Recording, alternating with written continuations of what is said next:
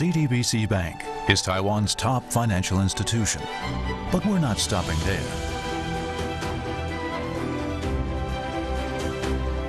We're crafting an international brand and already have over 260 outlets in 14 countries.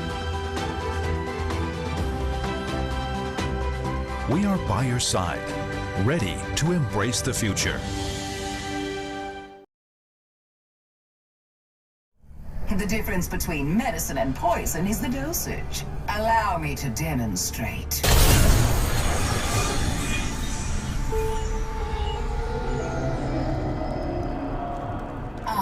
My favorite part of the job. Product testing. Oh, I love it.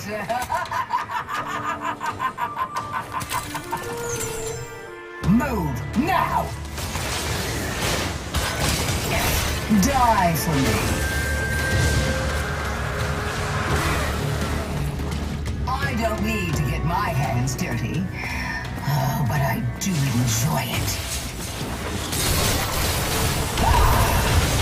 Kill them and suffer! Work for me or work against me. Doesn't matter. Everyone comes to my side eventually. I bankrolled your pistol's makers, Samira. Those guns are mine by right. Step aside, worm. Don't think, just do. Get over here. Remember who helped you in your hour of need. Never cross Renata Glask. We don't have to be enemies. Let me change your mind.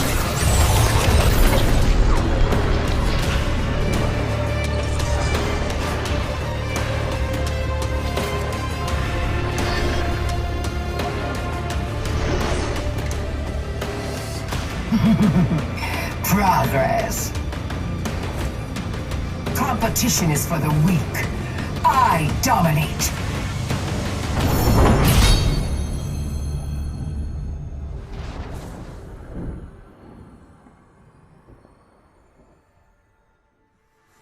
It's Ms. Glask, if you value your life.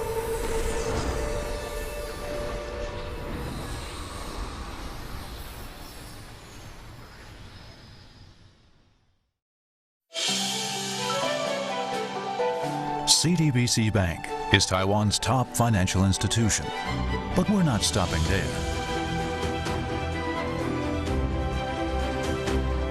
We're crafting an international brand and already have over 260 outlets in 14 countries. We are by your side, ready to embrace the future.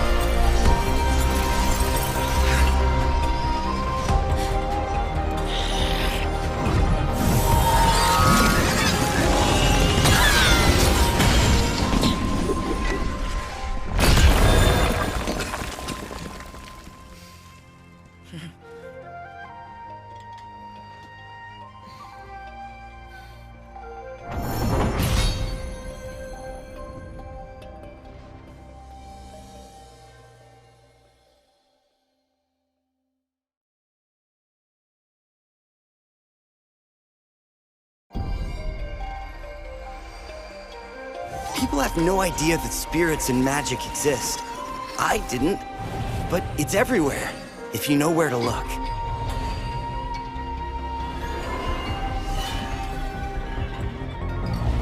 This world has forgotten true power.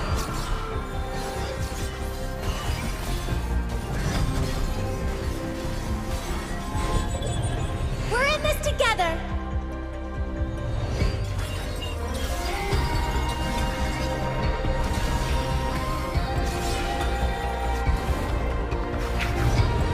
Hey, come back.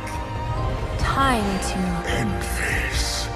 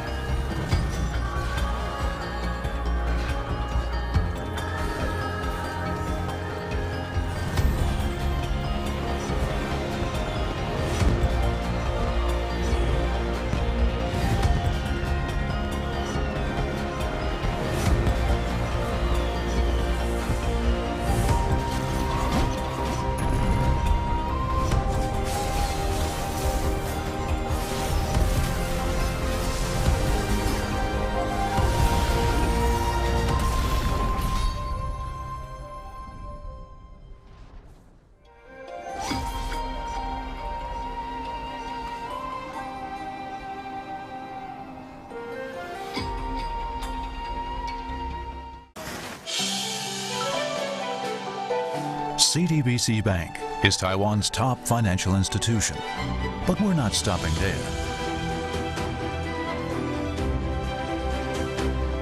We're crafting an international brand and already have over 260 outlets in 14 countries.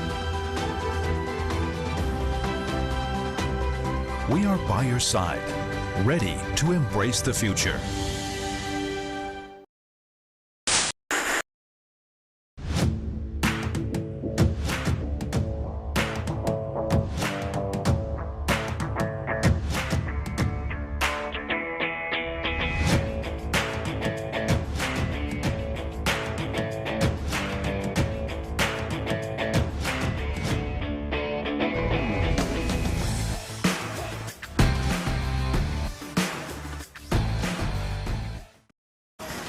As Zaun's living battery, Zeri uses her electric powers to charge herself and her weapons for any situation. Full of spark and energy, Zeri electrifies those around her when no one else will. Her foot is always on the pedal, speeding and zapping around the battlefield with ease. This current has a short fuse, but even against impossible odds, she refuses to give up. Lightning in a gun coming through. So get ready to swim with the sparks. Welcome to the Zeri Champion Spotlight.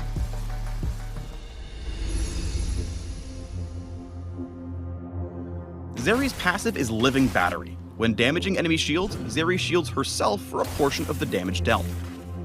Any shield Zeri gains grants her a brief movement speed boost. No slowing down. Zeri volts things up with her Q, Burst Fire. Rather than a traditional basic attack, Zeri fires a barrage of 7 rounds that damages the first enemy hit. It has an incredibly low cooldown that scales with attack speed and no mana cost. Burst Fire will also crit and apply on head effects.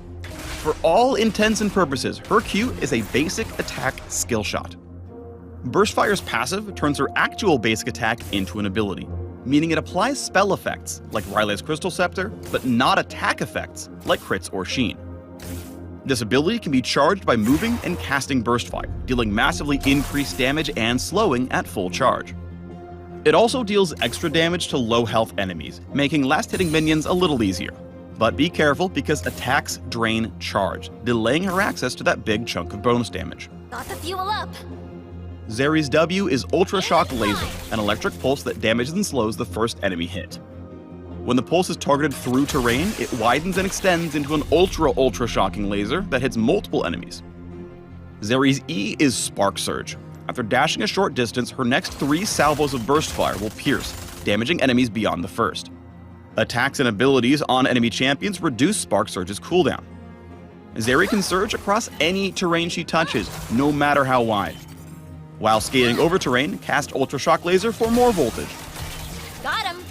Zeri's ultimate is Lightning Crash, which unleashes an electric nova that damages nearby enemies. Hitting an enemy champion grants Overcharge, which gives increased attack speed, bonus on hit damage, and a chain lightning effect on burst fire. Overcharge also stacks, providing increased movement speed per stack of Overcharge. Attacks and abilities on enemy champions add stacks and extend Overcharge's duration to ramp up the movement speed buff further, which lets her kill enemies in a flash. Or without it. Gotta hurry. People need my spark. While you might be ecstatic to attack, be cautious with excessive auto-attacking and draining your charge. Instead, use abilities and kite enemy champions for fully charged slow, then rail them down without a sweat. Come on, Zeri. Fight to win. Remember that. If you spot your team in trouble, Spark Surge is a great tool to swiftly join the fight. Target some terrain to skate over, and right before you land, cast Ultra Shock Laser for an electrifying entrance. Being a literal battery has its positives, especially in rapid-fire moments. Lightning Crash early in fights, and keep Overcharge stacks up with abilities and charged attacks. With all that extra move speed, skating circles around the enemy team is a breeze. Look at them scramble. We crushed it. Even if a situation looks dire, Zeri can turn the tides with a multi-target Lightning Crash. Fight's getting messy. At least I'm consistent.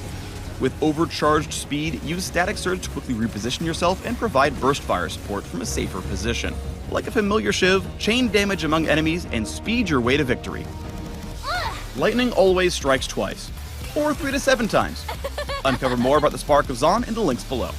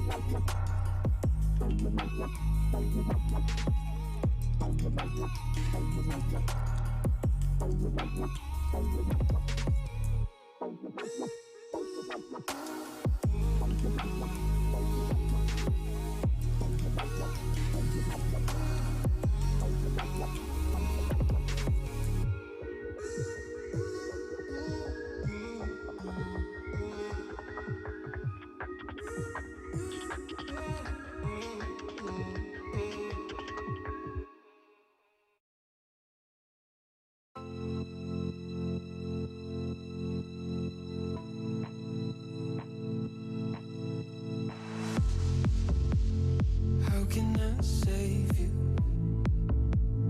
when you're tangled in your lies? Caught up in the middle,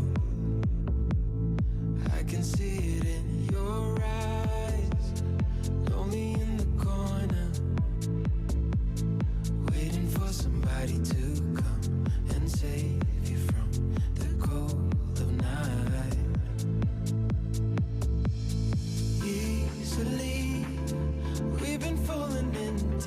disbelief. I think I'm ready for another try, but this feels like the last time. So why did you say goodbye?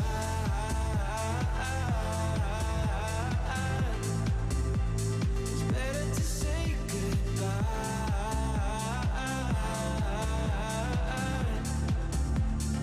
Why did you say goodbye?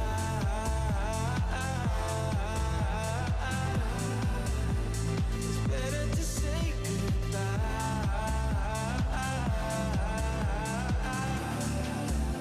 So why did you say goodbye?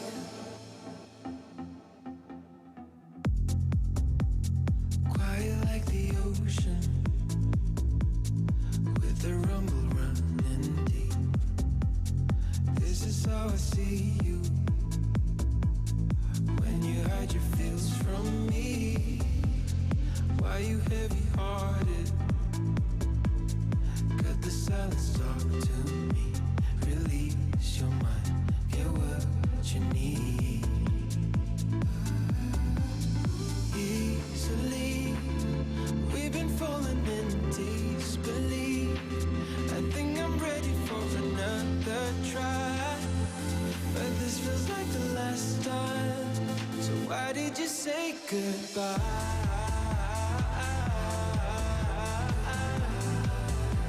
It's better to say goodbye.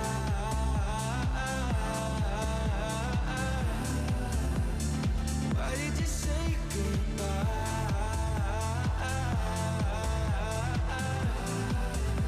It's better to say goodbye.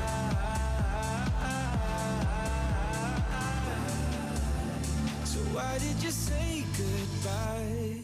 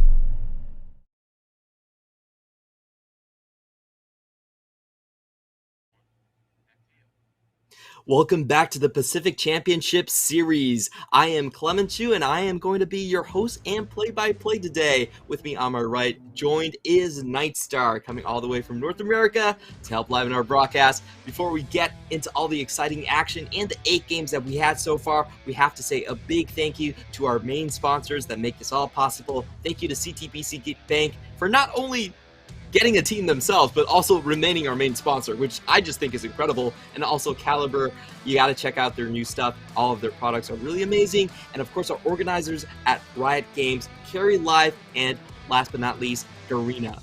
So Nightstar, this is the last day of our week 1 of the PCS. Give me your thoughts off the top of your head. What has been the most surprising stuff for you? MFT going to Worlds, that's what I'm talking about. Meta Falcon, baby, proving that the pipeline from LSC straight to PCS actually works. And you know, this is. Did you see this coming? I honestly want to ask you, because they're 2-0 in the standings, leading the entire league. When you look at their schedule, having game 1 against Hurricane Gaming, you can probably chalk that up to a win, just because, you know, former Alpha Esports, they've been pretty 50-50. But then when you look at their second matchup, when it was up against BYG, I don't think anyone could have predicted, at least confidently, that Meta Falcon team would be able to take that matchup. So yes, I am indeed surprised that they are 2-0 coming into today. And if they get this next win, that really puts just them at the top of the power rankings, to be fair, because now they're going to be taking on CTBC Flying Oyster, which, I mean, coming straight out of the free agent market, like, you would rank this team probably number 1 or at least number 2 in comparison to Megabank Beyond Gaming. We're going to keep close attention to that match further down the line. And just taking a look at these rankings, a couple things to note here. PSG Talon has already suffered a loss, so they have to say goodbye to the potential of an 18 split like they had in summer. Sem9, you will notice, has not played a game yet due to their COVID situation. And because of that, this week our games are shortened down to 4 games. Next week will be a full suite of 6 games on each day. So 50% more PCS on week 2 compared to week 1. I can't wait for that to happen. And behind them are, of course, Hurricane Gaming still looking for a win there. But on we go to today's matches. A couple big headlight matches here that we have. Meta Falcon team versus CFO, like you just mentioned. And closing it out, PSG trying to keep the usurpers down. They've already lost a game to Beyond Gaming, and Impunity is still looking for their first win. Yeah, we'll see if PSG is able to maintain that momentum. They, had a feel-good win yesterday against Hurricane Gaming, but I think a lot of teams will be looking at that Hurricane Gaming team in general and just trying to make sure they don't fall into a trap and sacrifice a game there for the most part. But we get to see the J Team roster coming on out, and this is of course a J Team that has undergone quite a few changes with Konger and Uniboy coming in. I think those were of course the big highlight names, but the players remaining, I mean, it really was a very interesting split for the former J Team roster, because you have kind of the brawn of Rest and Mission, the big firepower tools in their squad. They've gone on to CFO.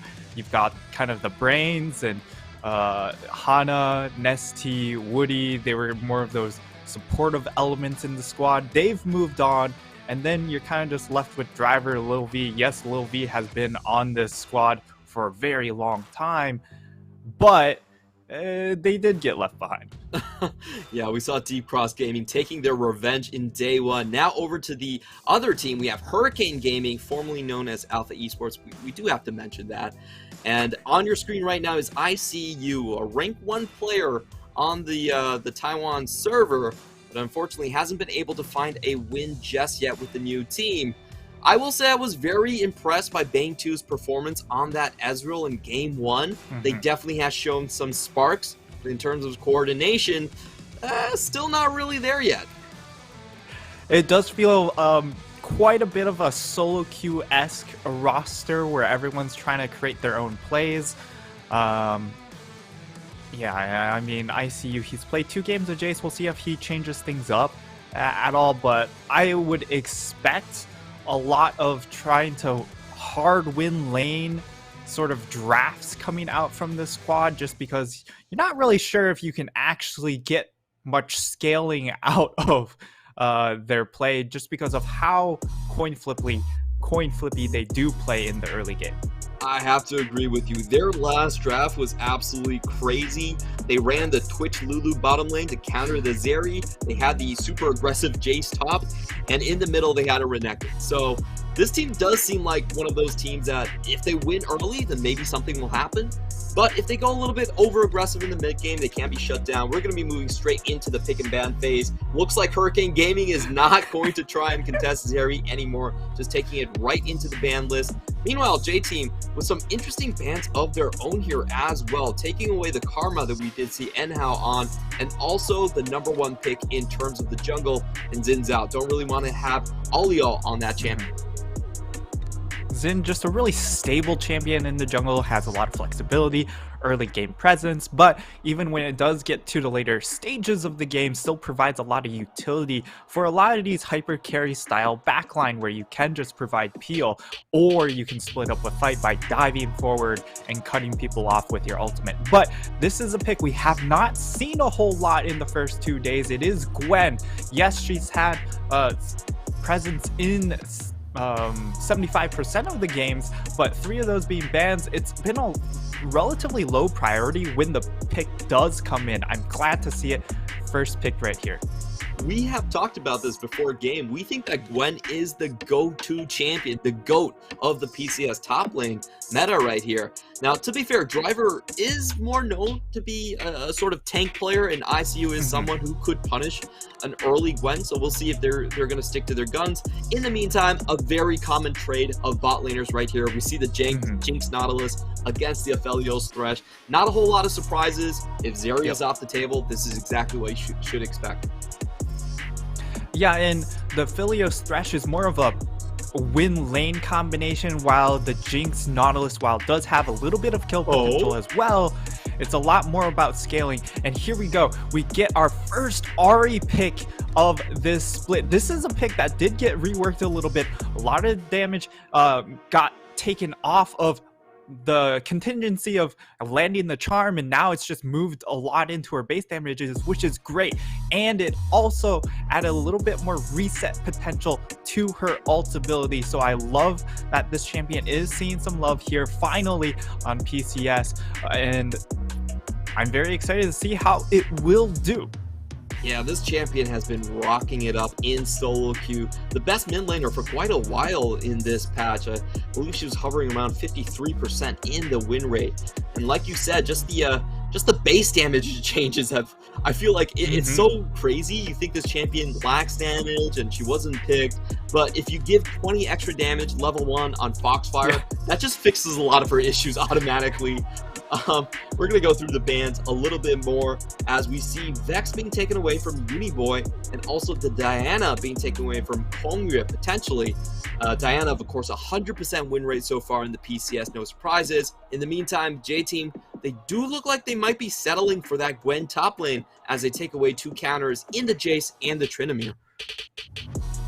Yeah, it could be going into the hands of Driver, but we know the identity of Kongyue is to be a hard carry, and Gwen can be one of those carry champions you can take into the jungle. We've seen it this season already. Canyon's played it, Blabbers played it over in NA, and they've played it to great success. So I wouldn't be surprised if they do throw a pivot and move that Gwen into that jungle role, but it seems it might be a little bit less likely because the Syndra does get locked in. You don't want to go necessarily double AP through mid jungle, and it will be Elisa.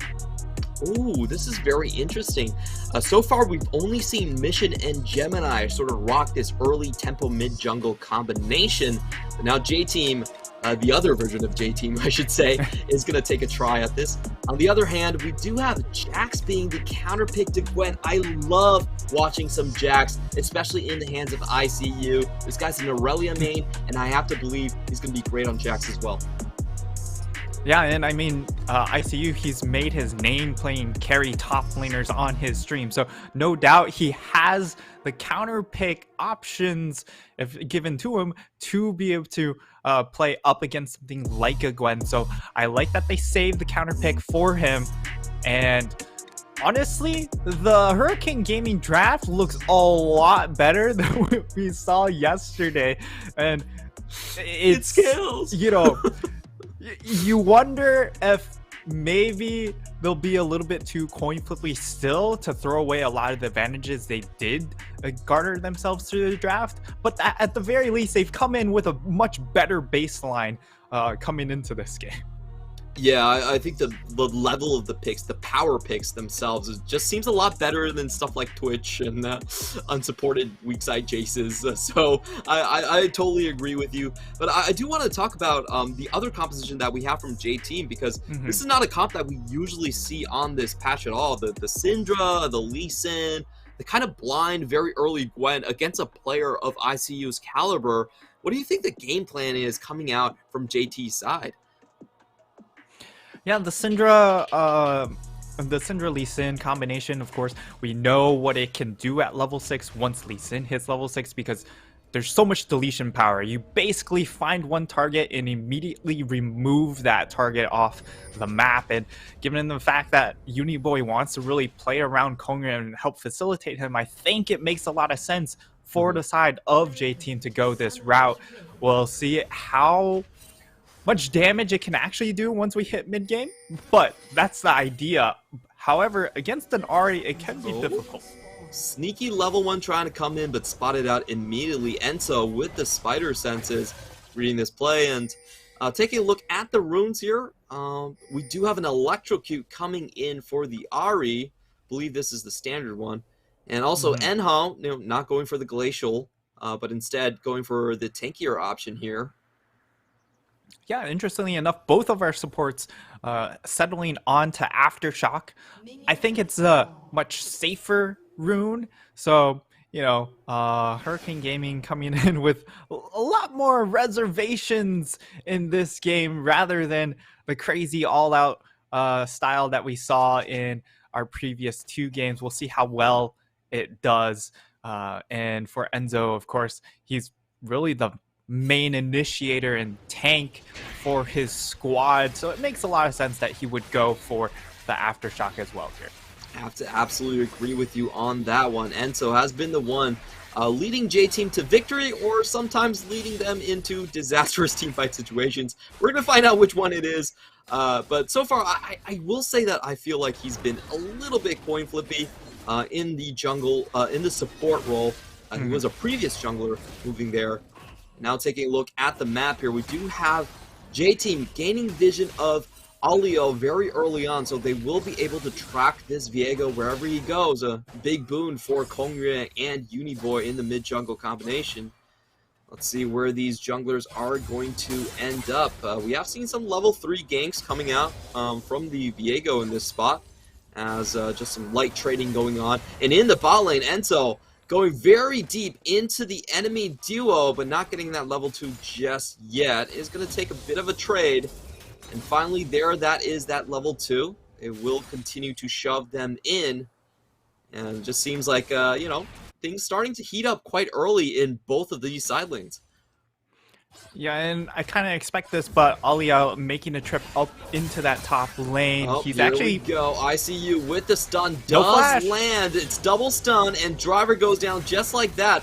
Very surprised at this outcome. JT, they had to have an inkling that that might have been the case.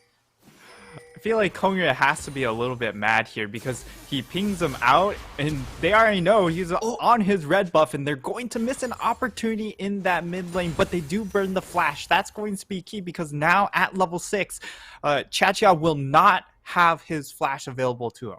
Yeah, that one looked like Uniboy actually had a very good opportunity. Chacha's flash was just a little slow, but somehow the spheres do not land.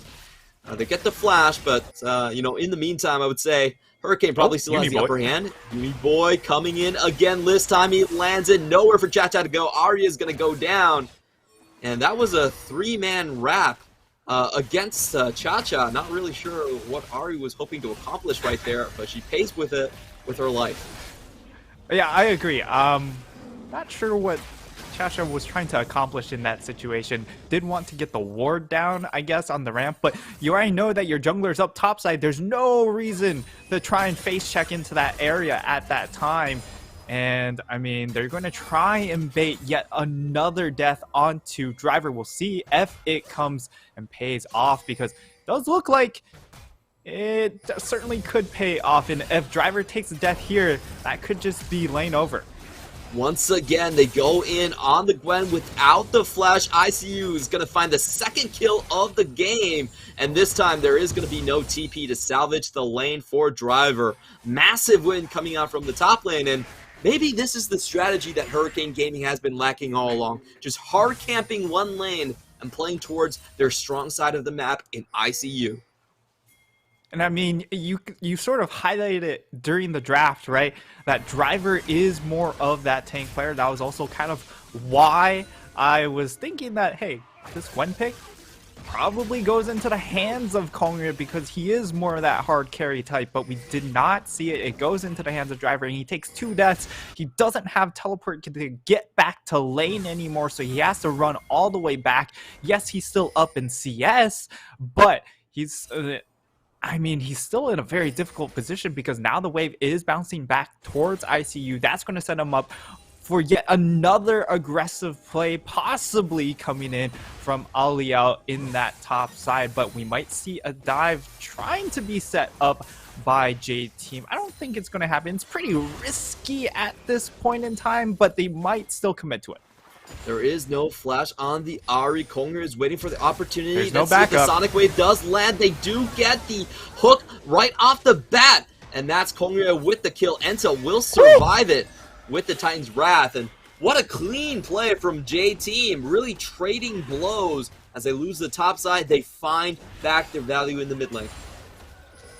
Yeah, and I mean, Hurricane Gaming, they don't expect this. Cha-Cha unfortunately takes that death. That's going to be big, because now you're behind in EXP. That delays level 6 ever so slightly here in J-Team. They're finding the responses, but at the same time, you'd like to see them play a little bit safer when it comes to that top side, knowing that you're sending so much attention to the bottom half of the map, where Kongria has been pretty much exclusively. Yeah, it's pretty sad to see Driver, even when he's playing a potential carry like Gwen, in a difficult matchup, still no jungle attention going top lane. I guess that's just the fate of Driver. But elsewhere on the map, you know, J-Team are doing very well. This bot lane has been constantly shoving. They've gotten the CS lead. And now it does feel like Hurricane have to respond to some of these bottom lane trips that Kongria has been making. You know, I don't think Alio has even seen his Merc Wolves in quite a while. That side of the map has just been completely in Kongria and Lee Sin's favor. Yeah, exactly. He will be able to snag away the Krugs, but I don't think... I think those were level 1 Krugs, so he's not getting a ton of value from that takeaway. But he's headed back to top side, so I expect him to try yet again to make a gank happen onto Driver as he takes his red buff here. And of course, with this wave crashing to tower, it does mean Driver will be exposed to yet another gank. I'm not sure if that is also in the bush. It's kind of cutting it close, and if it's not, then it is. Yeah, he could just get set up on, but he'll be able to take away the ward at the very least. Yeah, a bit of a sad Oh ward my here God. as we see Goodbye. Enhao not really in the position that he wanted to be. Did not expect the Nautilus coming from the bottom side, and that's another death going over to Hurricane Gaming. This mid lane has just been sort of collapsing here. We wanted to see what the Ari can do. Yeah. It's going to be a long time before I think she's going to be relevant in this matchup, especially against those 3 takedowns that the mid jungle now shares from JT. Yeah. Enhao meets Enzo, and apparently Enzo takes the win in that regard. But now, here comes the really big power spike for J-Team, right? Because they have level 6 onto Kongre, onto Uniboy. The deletion power is insane with this combination now. And as expected, we're going to see Aliyah really set up around ICU. And I think they figured out their identity for better or worse. Yeah, this does feel pretty forced at this point. I just feel like it's... I'd be very surprised if JT don't know that, or don't just assume that Aliyah was camping top lane at this point. So they don't really find much out of it, and unfortunately they do spot Aliyah as he moves back into his own jungle. Like, not even pings coming out from J-Team. They just knew that. They knew that from the get-go. So no surprises, and Aliyah now has to find other ways to equalize out the map, but going for that pink ward might have been way too dangerous as he falls down to Power Unleashed. Kongre is going to get out just fine. Cha-Cha not in range to find the charm, even has to flash out afterwards, and this is a complete disaster for Hurricane Gaming. He finally does find the charm, but so does Uniboy, finding to scatter the weak. And now Cha-Cha once again forced away from his tower. Uniboy with one of his most prevalent picks of his career in this Syndra, just doing so much work. Wow, Bang 2, that was so lucky. He could have been interrupted by the hook right there, but it doesn't land. Yeah, he almost got kidnapped mid-lantern, which would have, that would definitely have been a highlight reel. But man, Hurricane Gaming trying to make plays, but also it feels like they're only focused on making plays and not really thinking about the consequences. And now they're just dead. Is coming in, and down goes Enhao. No summoners from before. Double kill on Lil V. This bot lane is just has gone to complete smithereens. Hurricane Gaming, they have to try and equalize in the top lane. The only play they have left, and the only thing that they've tried so far. Yeah, but unfortunately, like at this point in the game, Driver is really hard to dive because he does have that steel cap boots, and of course he gets extra damage reduction within his hollowed mist, so it makes for him to be a very, very difficult target to finish off when he's under his tower. But he's currently not under tower, and Driver is really forcing the issue here. Yeah, he is one level up, but Aliyah has had a lot of kills, but Enzo to the rescue. Goodbye. That was actually just a pure solo. Enzo just showing up and forcing that away. And a really sad day for Aliyah because he didn't even get an opportunity to drop that Herald. That 320 gold is not going over. Oh no, once again, Cha-Cha has to use his ult defensively just to get out of Uniboy's range. Scatter the weak, very close to kill range. Yeah, I think this is in the meantime, Enho again going in, thinking that the Jinx is in a 2v1 position, but Lil V does have support. Kongre going in to flash in with Jinx, doesn't land anything. Kongre misses as well. Okay, that was a bit unsightly, but JT get the job done still. They still get the support kill.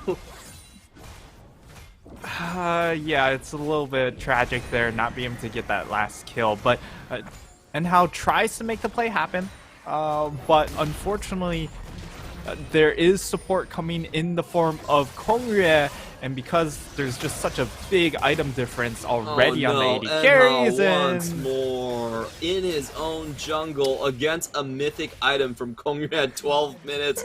That is just sad. There was nothing he could do after the Q1 landed. Exactly. He is just a support, and a support that's very, very far behind as well.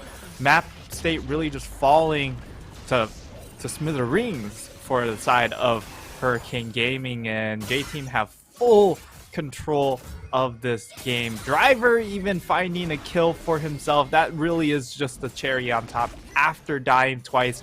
Pretty much really back to back in the start of the game, so it should have been lane over up into the top side, but ICU hasn't been able to fully take advantage of it. You only see that he has a 5 CS lead. Oh, I feel so bad for ICU. He gets the perfect start of the game, and then when he's finally about to leave his lane, he looks across this kills board, and Lil V is 3-0-0. Kongyue is 3-0-5, and Uniboy is also 2-0-2. This is probably the worst feeling you can get as a top laner. You did everything correctly, you won your lane, and now you have to face the rest of the team. Alio's trying to bait. He's Oh, got we the do full have squad the engage here. coming in. Inhao coming in with the Aphelios. They do get Enzo right off the bat. Can they find the reset before Lil V takes Alio down? He now the does turn. survive. Not sure that Nautilus was actually worth picking up this point, but he tries to go back, and in goes Kongyue. This man is fed, and he's here with a vengeance. Let's see if he can find another couple of skill shots. Uniboy just chasing the support down once more. I believe that's the 4th death for... Fifth one. Oh my...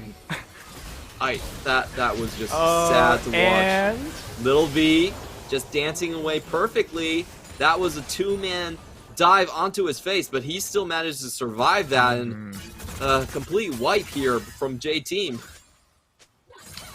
yeah, that's 5th death for Inhao. You already see he's only worth 176 gold at this point, just barely over the value of a minion wave, even less than a cannon minion wave at this point. So that's his value. As we get to see the replay, we missed the early pick, which was really well set up here coming in from Hurricane Gaming, but they just don't have the extra stats to continue to fight after the pick, even with this 4v3 advantage, or 4v3 advantage at that time, and they just try and Hail Mary, get a kill onto Lil V, unable to do so, and that really is just essentially the end of the game.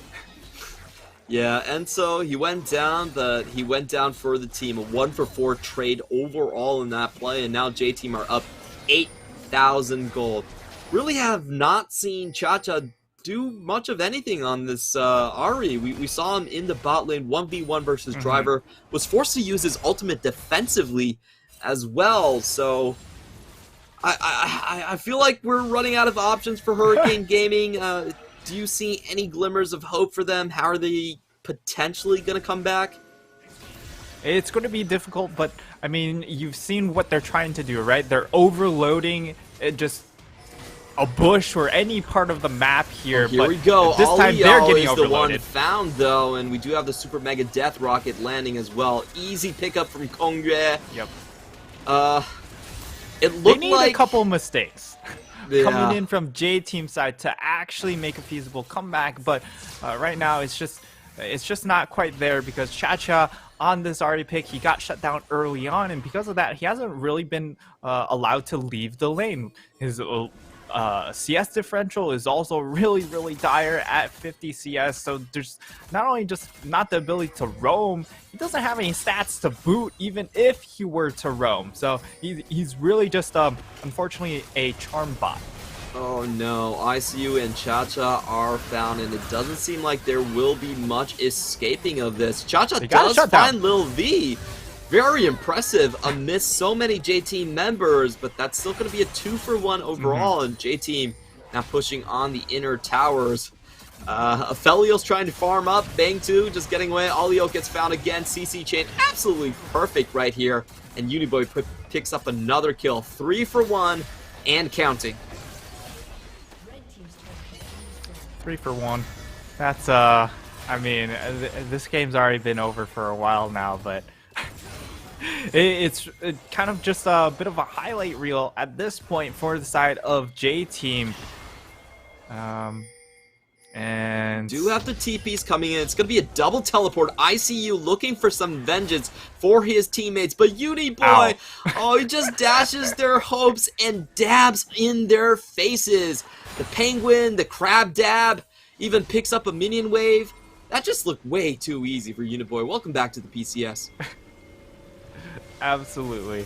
And we finally get to see Uniboy on a bit more of a carry-oriented pick, as he really looked like he was struggling, as he was kind of shoved onto more of a utility role in the first 2 games. Yes, he's still going to provide a lot of utility on this Syndra, but at the very least, he also gets the added damage boost instead of being stuck on a pick like Lissandra, which really is just a CC bot, even if you build a lot of damage. Now, I do want to ask you this rhetorical question, since it doesn't look like Hurricane Gaming is actually defending anything on the map. But who do you think is going to be the best mid-jungle duo by the end of the split? Is it Uniboy Kongyue? Is it Mission Gemini? Or is it maybe the PSG Koreans? As we do see Cha-Cha going in and nearly instantly killed. Bop. Bop. Kickback looking really pretty from Kongyue. Gets the two-man knockdown, and I really did not expect Hurricane Gaming to go aggressive just in that moment. Really sorry for kind of stifling the discussion here, as Kongyue just hops around and they get 3 more kills on the block. Once again, Hurricane Gaming not going to defend anything. I mean, I see you. He's trying. He's trying, but it's not a fair fight. Oh, you can't do this to the man. It's his first stint in the PCS, and they're not giving him any chances to show off. Well, let's see what happens here in this replay. Yeah, I don't know if there's much to explain in the replay besides the fact that they don't have stats.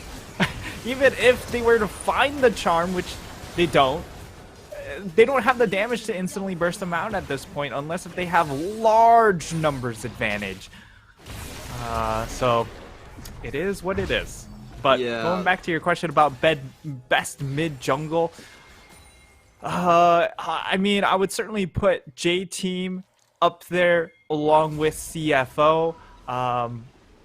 As far as early season goes, I would say J Team and MFT. I think CFO will really climb up in that rankings, and I feel like most likely they'll be the best one, just because how the rest of the roster is built out as well.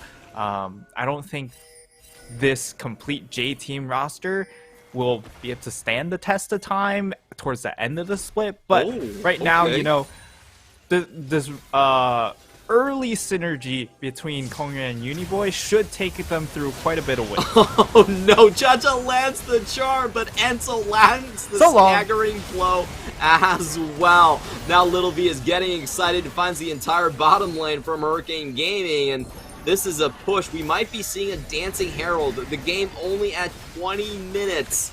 We saw I believe a 21-minute end against PSG. J-Team are racing against the clock in this one as well. This very abrupt finish to the game, as Cha-Cha thought he got the lure, got the kiss, but it didn't really matter. Apparently Nautilus, it has an even better kiss, the throwback, and now Enhao flashing away, can't get away from Uniboy in the end. The Nexus is exposed. Shelly, you have to survive! Come on, Shelly, you can do it! We want to see the Shelly dance! They are guarding her with their lives, standing in front of their monster. And Lil V will end it with a Dancing Herald and a double kill.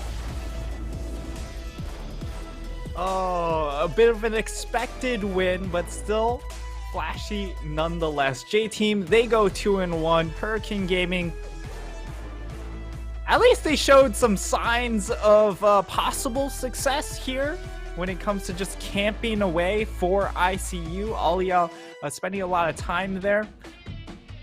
However, to get the strategy really working, you really need the rest of the map to remain stable. And while Bang2 and Enhao were able to kind of stabilize as a 2v2, once it got to making roams on the map, Enhao really fell behind in that regard and gave a lot of advantages over to J-Team, and that's where they were able to really fully effectively snowball the game. I think there was a stretch in the game where Enhao basically died back to back to back, just racking up 3 kills really quickly. And I also think it's rather unfortunate. These guys obviously coming from the LSC, not a lot of competitive experience, and in that game they basically never saw their own jungler. The first 2 rotations, you know, Aliyah was on the top side of the map, so it was a really rough situation where, yes, there were some mechanical misplays. They definitely could have played safer, but at the same time, they were facing 4v2s for the majority of the early game. Yeah, that is very, very true. And I think Cha-Cha also put in a really unfortunate position early game, having to burn that flash at 3 minutes really made the game difficult for him, because he at level 6 didn't have that, or really reliant on hitting level 6 to add that extra safety, but because of that, he could never have an opportunity to make a play for himself. Didn't get to use his R aggressively to dash forward and generate a pick. Rather, it was always backwards, having to run away from the impending doom that was Syndra Lee Sin. If you just watch that game, you might not know about the Ari rework, but when you get a takedown, you can actually dash in extra time. I'm just putting that out there. That's how the champion works. We didn't get to see that game, but that is in the game now. Yeah, and Cha-Cha is also, for me, I want to get a feel, like, because he was the big mystery for Hurricane Gaming. You know, no TGA experience, no LDL experience. He was essentially just kind of came in from solo rank, and people were very confused on, like, oh, why pick up Cha-Cha? And so far, I don't think we've seen that quality of him really shining. Even I think some of the LSC players, like, it seems like he's always going in a little bit too early for this team. And you know, I just hopefully Cha-Cha can improve, and we can finally see why Hurricane Gaming decided on this mid laner. Hopefully he's able to showcase that, but as of right now, the coordination's just not there with Alia with the rest of the map, and then it's just really difficult for these fresh faces, right? If you don't have a lot of competitive experience, it's very difficult to adapt from straight out of solo queue into a team environment here. As we get to see the damage charts clearly, it's very, very favored towards the Jinx and Syndra, who got snowballed very early on and able to just really snowball their item builds way out of control. I don't think I've ever seen a damage chart where nobody cracked 10k damage. Like, that's a pretty sad damage chart that we were seeing right here. And the MVP does go to Kongyue, getting a lot of stuff done early, just clamping down on the mid and bottom side of the map here. 7-0-14, perfect KDA, 72% kill participation, and he is making a strong bid in challenging Gemini's, perhaps the best jungler that we have in the PCS. Yeah, certainly making case for it. He also has certainly an upgrade coming in from last year's Hong Kong Attitude squad. So prospects are high. We'll see how it goes from here, though. As J-Team, I expect this team to be more of a hit the ground running type of squad because they have such a strong mid-jungle synergy. But the real questions will be, once the other teams do have their synergies built up, will they be able to keep up with those big ticket teams like your Beyond Gaming and PSG? And talking about our big ticket teams, we do have one coming right up next. The so far flawless Meta Falcon team is going to go up against the likes of the CTBC Flying Oysters coming up next.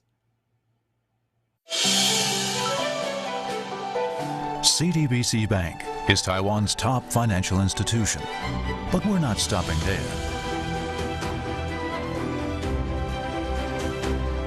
We're crafting an international brand and already have over 260 outlets in 14 countries. We are by your side, ready to embrace the future.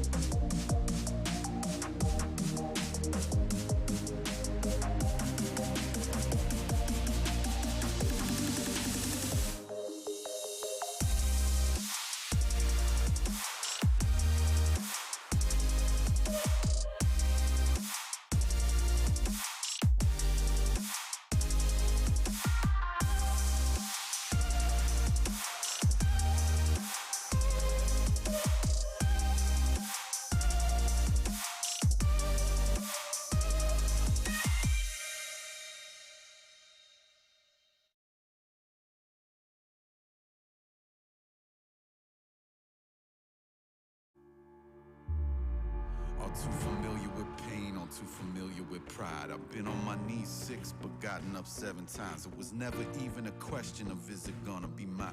It's not a matter of chance, just a matter of time. I've been watching the clock, 10,000 hours go by. I keep putting in work, the tears are filling my eyes. I swear I've never been tested like this, but this is mine. It's not a matter of chance, just a matter of time. Never look back. If something's standing in my way, I always push back. If something seemed impossible, I never took that. Nah, cause now I know better. Can't stop, won't stop, I won't quit ever. The waters won't take me. The highest fall won't break me. The blood and sweat is what made me. I'ma get mine, just a matter of time. The deepest waters won't take me. The highest fall won't break me. The blood and sweat is what made me. I'ma get mine, just a matter of time.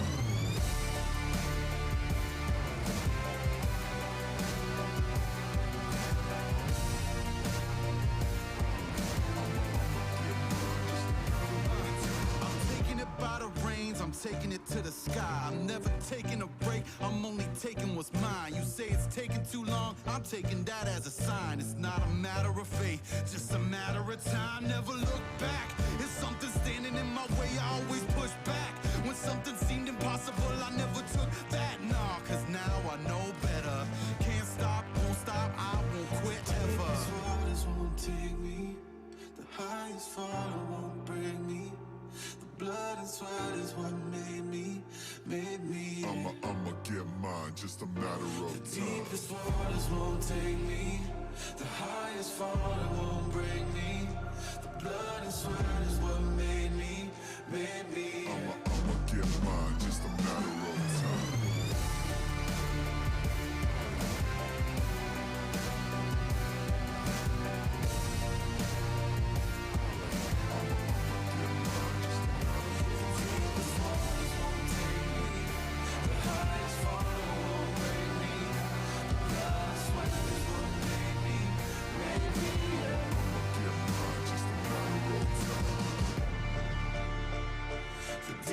Waters won't take me. The highest fall won't break me. I'ma get mine, just a matter of time.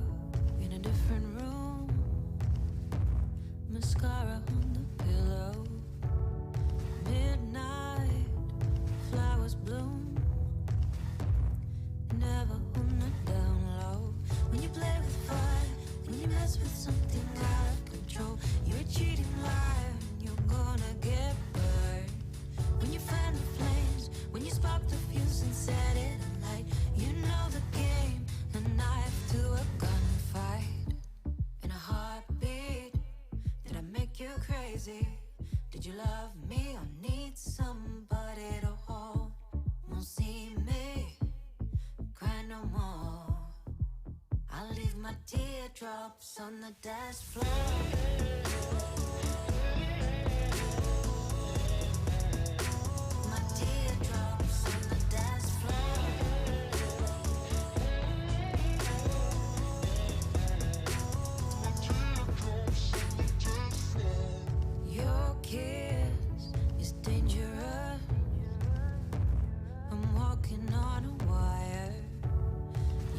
Just the same as me, dancing in the fire. When you play with fire, when you mess with something out of control, you're a cheating liar and you're gonna get burned. When you fan the flames, when you spark the fuse and set it alight, you know the game, a knife to a gunfight. In a heartbeat, did I make you crazy? Did you love me or need somebody to hold? Won't see me cry no more. I leave my teardrops on the dance floor. you love me or need somebody to hold? Won't see me cry no more. Leave my teardrops on the dance floor. My teardrops on the dance floor.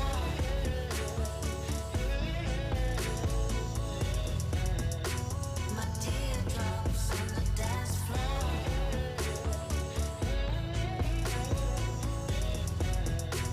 My teardrops on the dance floor. My teardrops on the dance floor.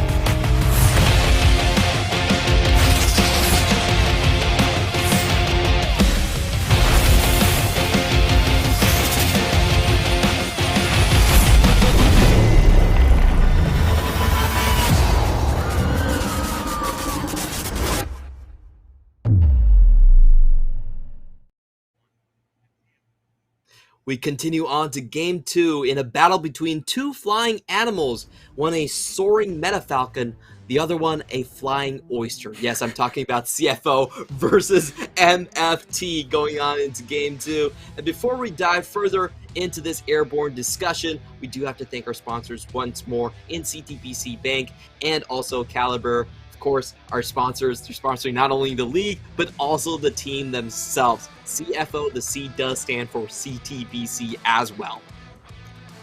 Yep, and this should be a very exciting matchup because of the fact MFT did come off a win yesterday, right? If they came into this game 1-1, taking a loss against BYG, I think the discussion would be a lot different because it'd be like, well, let's see how far they can push them maybe against CFO, but now it's the talk isn't about, well, how far can they push it, but rather can they take the game off of CFO. And while that's still left up to discussion because there's this very, very good CFO roster,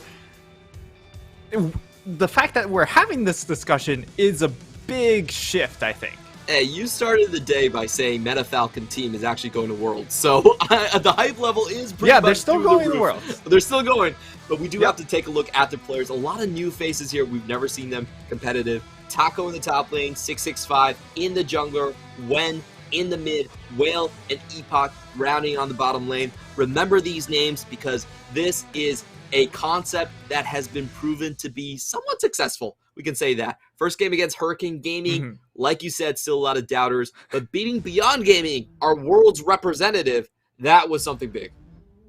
Yeah, even with Beyond undergoing some roster changes, it felt like talent-wise, they didn't go down that far. So for them to take that loss against MFT was really surprising and really impressive coming in from Metafalcon team. We'll see if they can go that extra mile and make get a 2-0 against these big names. But here are the big names on CTBC Flying Oyster: Rest, Gemini, Mission, Atlan, Koala. I mean, the big names are mostly in that top side. Yes, Atlan, Koala have been around in the scene for a long time, so at least name value wise still there. But when it comes to the gameplay, not quite at that same level as that top half. Yeah, we've only seen one game from them so far, but like you mentioned, it really is those ex-JT members, solo laners coming in from Mission and Rest that are kind of grabbing the headlines. And of course, sandwiched between them, in my humble opinion, the best jungler of 2021 in Gemini there as well. So this top side is looking mighty strong, and I think their game plan is very, very easy.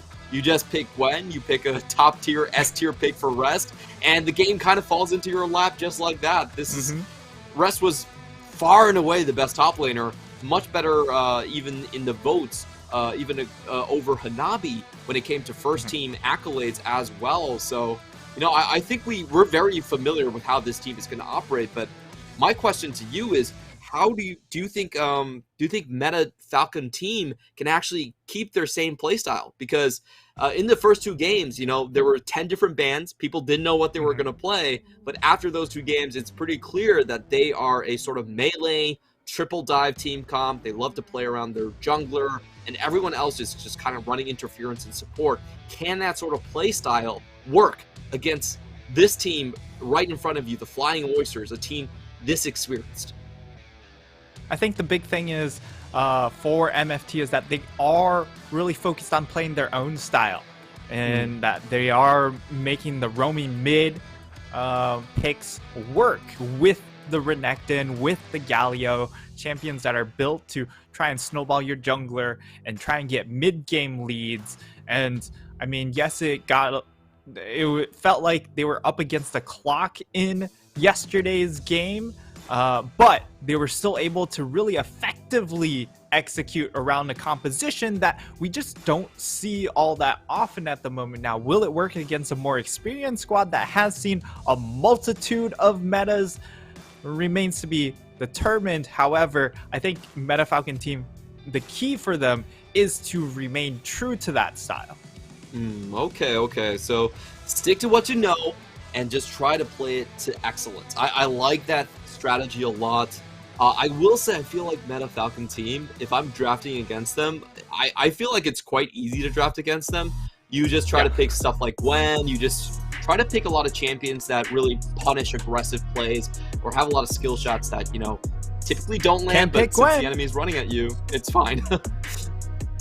Can't pick Gwen if it's banned, though, so MFT, intelligent ban there. But interestingly enough, they do take the Zeri off the table themselves, so not looking to really prioritize that over on the blue side, even though usually you would leave that for red to go ahead ban away.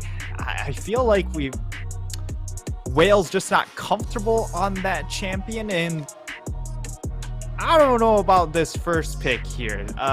It again fits their playstyle because they kind of really want to run forward, and perhaps and that's really Ryze's wheelhouse, especially with the tank build. But it does leave a little bit to be desired for a first pick.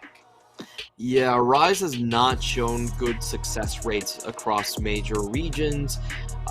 You know, his build this time around with the Fimbulwinter, he's really more of a tank utility mage, which oddly enough is exactly what Gwen plays most of the time. He's only played Galio and Renekton, so maybe it fits the team style like we were mentioning. In the meantime, CFO is just going to go for what is pretty standard with DCD. Lee Sin just beat Gemini's best champion overall throughout his career, and then of course the Aphelios, still probably the most picked AD carry we have so far on this patch. Yeah, Aphelios picked quite often, but he hasn't seen a whole lot of success. I think that's the other thing, as he's been locked in 7 times, and actually 8 counting that previous game. And let me just, yeah, he is currently 2-6, so not great.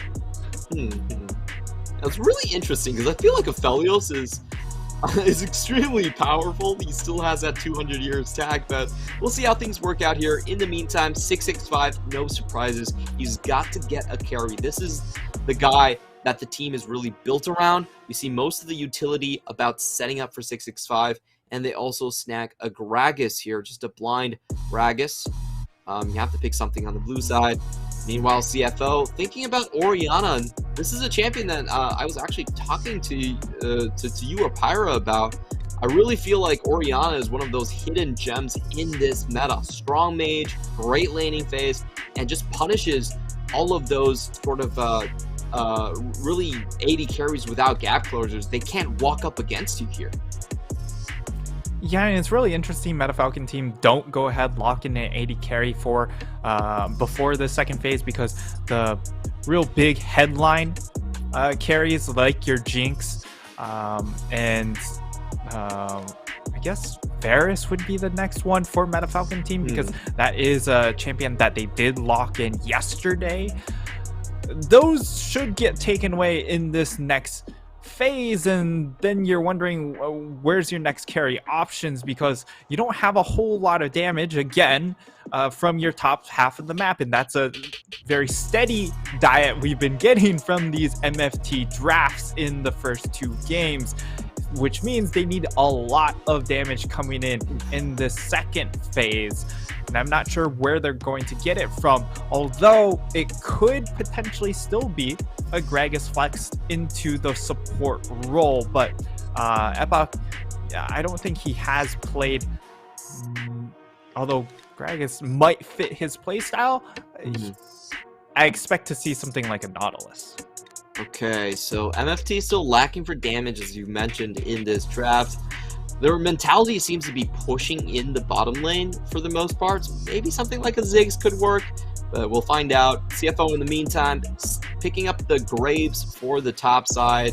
Just a very safe pushing pick here that we have, and actually saving the support for the last pick. So really very aware of the potential for flexing, like you mentioned.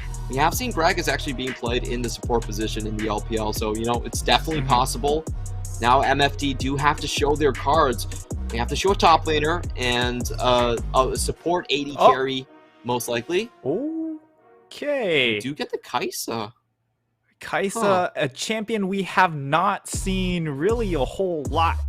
But when you have essentially triple AD carry bans on the table and Aphelios taken away, you are going to be digging a little bit deep here. And I mean, it fits that mid-game role, right? That's exactly what MFT play for. It's early mid-game, and Kai'Sa does fit that bill. Late game, she really becomes outranged by a lot of the champions in the game that are meta, but against a composition, against an Aphelios, you struggle a little bit less so. However, you still have to try and navigate that Orianna. Yeah, we do see another layer of protection here. MFT really setting up for their patented triple dive sort of compositions where they want to get resets, they want to be in your face. They're usually picking pure melee compositions, and this is a full dive. This is 5 members diving. Like the Rise with the tank build, all he does is just kind of beeline at your carries and try and lock them down and hopefully survive. But I mean, CTVC, they are well set up to really deal with that setup. They have the Orianna, very good against with counter engaged capabilities, and then you have the Aphelios with the Tahm Kench. So no Thresh this time around. The Tahm Kench provides that sort of peel or role in this composition, able to bail out one of his carries. So I love this draft coming in from the Flying Oysters. Yeah, I have to agree with you completely. It really makes things quite easy for the Orianna. You set the ball down and everyone's running at you, so it's basically shooting fish in a barrel. At the same time, you have the smoke screen, you have the Tahm Kench that people have to walk through. It's very difficult for anyone to do that. So I do feel like CFO are very well set up in their composition to deal with MFT. But we have to remember, cohesion and decisiveness is exactly how MFT took down Beyond Gaming. Maybe they can pull it off again. We're going to find out as we head into it. But I just want to say, so far, I have been loving the MFT drafts. They are one of the most cohesive units that we have seen coming to the PCS. They play with so much purpose, and they are not switching tacks. This is the 3rd game in a row where they're just trying to run into your face and make a brawl out of things. Yeah, they're very transparent with their drafts. It's basically, we know what we want. You also know what we want. But what can you do in game to stop us? And I remember I was watching the LCS broadcast. One of the things Jat said was, well, NA isn't going to win worlds by playing the meta champions. They're going to win worlds by playing their style to perfection and hope that the patch lines up for them to do damage in worlds. I'll be honest, NA just isn't going to win worlds. And there's a period right there, and whatever was said afterwards. Sorry, Jat. Basically doesn't really matter that much to me. No, I'm just kidding. Oh, man. Talking bad on NA is probably one of my favorite pastimes. Look, I'll be honest. I feel like NA as a region is so damn transparent. Like, every single year, the person that wins the cup is the team that plays the slowest and plays the most team fight focused. Like, that is just how you crack NA. They're like children playing with monster trucks, and all they do is just smash them together. So all you need to do is draft for pure value, pure 5v5. Tempo does not matter at all in NA. Because even if you make mistakes, chances are the enemy team's not going to push you. So, just pure value, get those objective drakes, and that's how you win. Honestly, seriously, look at 100 Thieves, look at Team Liquid before them. It's the same thing over and over and over again. And there you go. You too, in Twitch chat, can become a coach in NA by following those steps. No, LS is, I think he cracked the code.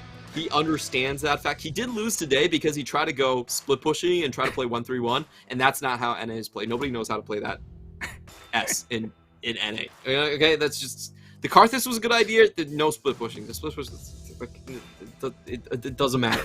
So I think LS's previous drafts really cracked the code there. You go double enchanters, and you build 2 tanks, and then you build like a hyper carry, and voila. Wins for days. Straight to the top, C9. There you go. And you know what? I think that playstyle can also work in PCS, at least early season, right? Because a lot of these teams haven't really gelled and don't have that synergy. We haven't seen it quite yet. We did see DCG pull out the Bard mid to great success, but none of these other teams really taking a stab at that sort of draft. Yeah, I feel like only CFO has played a more of a tempo draft, and J Team that we saw in the previous game where they were going with the same Lee Sin and Syndra sort of combination. But for the most part, it is just control mages. We're going to be taking a look at Harass. Rest is throwing towards Taco, actually taking them down to half HP before even entering the laning phase. Rest is already showing his dominance before the 2-minute mark.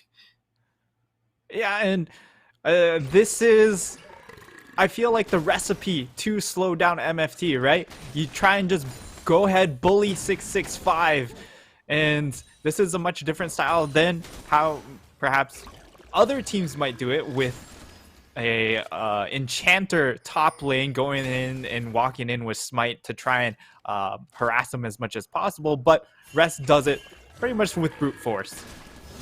Yeah, really good read there. He waits until the late invade.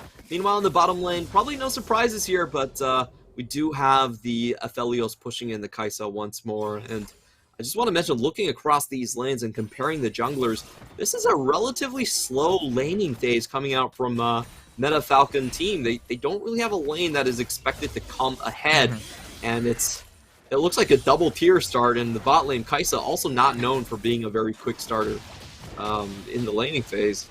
Yeah, I mean, in past iterations, you'd be like, well, she holds a lot of lane pressure or at least kill threat, but because she's just gotten so many nerfs as far as her damage goes, it's hard to see how they can just surprise someone in the lane phase without a whole lot of help. So it's going to come down to these 4-man dive squad coming in from MFT later on. Yeah, we'll see if the Realm Warp can achieve that effect that you were mentioning, the 4v2. And this is something that I think the top Rise players have really perfected, just the ability to get your tier, get your wave clear level 5, and then look for those 4v2s in the bottom lane. We do have 665 showing up in the lane itself. He knew there were wards there. They did ping it out, and he's just like, you know, I've got to do what I got to do. I don't care if I'm in vision. Just helps his bot lane a little bit, get that CS lead. Meantime, Gemini already heading towards the top lane, and this could be potentially dangerous for Taco up there as we have a bit of a scuffle in the bot side. Epoch falling down to half HP and having to flash out. This is going to be a 3v2. Koala now has to flash back. The stun is still there for 665 to see if he can find anyone with it. Forces the flash out of Atlan. And overall, I have to say, that looks like a winning trade for Meta Falcon team, excuse me. Honestly, it started out with a really good trade coming in from Atlan Koala, but they forgot that Diego just showed bot lane, and they tried to get more out of the trade. They continued to push forward, trying to finish off the kill, and that was a big mistake as they have to burn both flashes to get out, and I think that the 4-man dive might be a little bit successful, Clement. It definitely feels like it could be coming sooner rather than later. I totally agree with you. That was a great read. Honestly, once they got the flash from Epoch, it was pretty much okay. Like, it was time to back out, boys, but it just continued for some reason. And now we see kind of the strong point about Rise is that even against some of his own tougher matchups, in Season 11 and Season 12, like we traditionally think of Orianna as just outranging, but he has been able to get these shoves and roams down around the level 6, level 7 mark. So we'll see if this is the case here, and we have a very early roam from Epoch straight into the mid lane, maybe trying to facilitate this play, this 4v2 dive that you've mentioned so many times now. Yeah, I think they're just trying to secure mid lane tempo, free him up, get his reset in, and now he's going to be very close to level 6, of course. And that's when things should come online, and they need to do it very quickly. As Gemini is now spending some time down in his bottom lane. He knows what's going to happen as well. Throws down a ward onto Hextech Dragon. I don't think he's going to start it out, especially now that he's spotted. But Hextech Drake being the first dragon should certainly be tantalizing, but that's not going to get started until someone dies down in this bottom lane. Both junglers know that each other are likely around the corner right here, but they are just going to get a help shove coming in from Gemini into the bot lane. Now they can move upwards. This is going to be a straight 4v4. The TPs don't help in Season 12 anymore. CFL already starting the Drake. They will be tanking it up.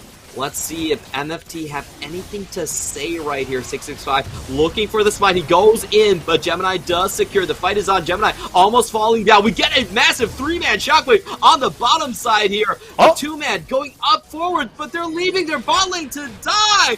Epoch and Will have been completely abandoned. That was an interesting roam warp. That round warp was, I mean, you could see the purpose. It was to try and chase that kill onto Gemini. And Wen could pay for his sins. He does have the flash still there. Let's see, he's trying to hold rush on to the last second. Oh, the tongue lash, just a little bit too short. Overall, though, we do have CFO picking up the objective with 2 kills on top of it. Yeah, it looked like they weren't... I don't know if they were on the same page or if Wen was just like, you know what? I want to use this round warp to try and secure that kill, and 665 was like, wait, I don't remember calling for this one, as it looked like he got abducted with Wen. That left their bot lane exposed. We'll see it in the replay, of course, but that means, well, Epoch, they instantly get collapsed upon and take a massive L in that regard. But now we do see the Dirk coming out for Whale. Of course, this has been sort of a standard item choice for Kai'Sa to try and just get early lane dominance. Replay coming in. It looks like MFT were just going to hope for a steal, and that would be it. But they do walk forward looking for the initiation. They don't get the steal. It looked like they got a really good early pick onto Gemini. He's burning down, but... oh, okay. He flashed. All right. 665 flash forward to get the smite onto the Scuttle Crab to get health. But because of the Wen round warp, he really did get kidnapped. That was a series of unfortunate events right there. They don't find the Gemini chase down. Whale flashes, but still dies to the last auto attack. You know, even with all the good coordination we have seen from MFT, sometimes oopsies do happen. So, yeah. I don't know. That just looked extremely unlucky from MFT's part. But you get that in games. Rest does pick up a red buff here. Yeah. Huh. He actually gets donated the red buff by Gemini, and look at the build already. He already has Hullbreaker completed, which means he's just going to farm these tower plates hard against Taco, and Taco, given the fact that he's stuck on Gragas duty, he doesn't do a whole lot. Yeah. This is why Gragas has, while been a very prominent pick, hasn't been very successful. And now Gemini is going to tighten that noose just a little bit more. He's in position, waiting for the minion wave to put down that Herald. Nothing Taco can do about this. Well, they're going to try as they go in with the full combo. Dragon's Rage into Q1, and Taco survives. Well called, Nightstar. That wasn't even that close, to be completely honest. A bit of a blunder there coming in from Gemini. They do get the flash in the end, but I'm giving style points to Taco over there. Let's watch that play again. You just don't dive a Gragas. This is, especially a full HP Gragas. He has way too many sustain tools. He has so much disruption with the belly bop, with the damage reduction from the belly bop, and also, of course, the cask. It's like, the idea was good, right? You set down Herald, you take down the turret first, and then you can go for a dive, because then the Gragas doesn't have that extra turret damage to aid in his defense. But they scuffed that one up, and really, that I'm surprised that Gemini would make such a mistake, but it doesn't change the lane state for that top side. Yeah, Gemini is just trying to make the game a little bit more interesting. He doesn't want things to go too fast, you know. He wants to teach MFT, the new generation of PCS, a couple of lessons right there. It was kind of funny because Rust and Gemini, these guys have, what, 10 plus years of experience in the Premier League between them, and that Gragas at 500 HP after the combo, so wasn't really that close overall. But looking at the goal difference, still CFO very much in the lead. They find a beautiful two-man shockwave. Wen is burning down. He does not have the flash, but will still escape on about 200 HP. CFO, though, they've got what they wanted as they're going to shove the wave in and potentially get a couple more tower plates. I don't think the objective is going to be tower plates, but rather getting that burst damage down onto the mid lane means that they can't contest this next dragon. They're making their rotations over and perhaps even snagging a dive on Whale. The Moonlight Vigil does come out. Whale is stuck underneath this tower. Gale Force in, and that was just not fair. CFO, they pick MFT across the map. They get the kill, they get the objective, and top lane is still pushing. No response whatsoever. Yeah, this draft is in map state is really falling apart for the side of Meta Falcon team, as they are now down 3,000 gold at just 12 minutes, and there's really no way for Taco to deal with this Hullbreaker Graves. While Hullbreaker doesn't offer you a whole lot when it comes to team fighting, when it comes to staying in the solo lane, because Taco hasn't been given a whole lot of attention, it's just really, really easy for Rest to really own the top side of the map. Yeah, and he has the ward set up as well. 665 can't find his way into this lane. We have seen no ganks really into the top side whatsoever, so Rest is just having the time of his life. He can BM as much as he wants. He can hit towers, hit people, take away their camps. This is heaven for Rest. This is exactly how he plays, and honestly, we've seen so much of the same footage from JT in 2021 as well. Yeah, and that's why I kind of call CFO the J team brawn, in the fact that they just have these really strong carries in Rest and Mission that came over. We're really good at carrying the game, but not necessarily.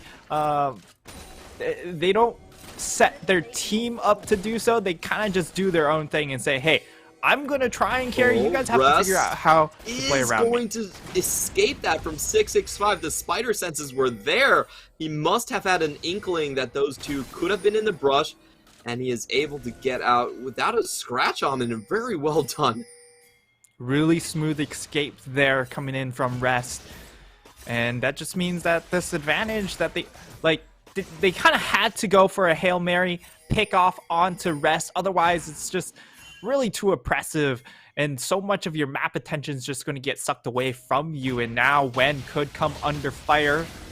We'll take some damage, but the room prison is there, so nothing much going to happen. CFL, though, they do have an open tower bot lane if they so choose to take it, setting up traps for MFT to walk in. But this will be a 3v2. Let's see how they will fare. 665 has to flash out almost immediately. Atlan still full HP and gets devoured back into the rest of his team. A beautiful pick from Gemini. Finds two, and they are going to chase down the kills. Epoch is not long for this world. Atlan getting the double kill, and trying to defend that bot lane tower probably wasn't the play for Meta Falcon team, as they pay a heavy price for this lesson. They still want to fight from Nord, but Gemini is so damn There's mobile. no damage.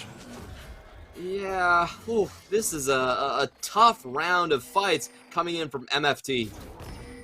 Yeah, there's just no damage coming in from this MFT squad. Like, you don't have any items completed. The only thing you have is that Divine Sunder onto the Viego.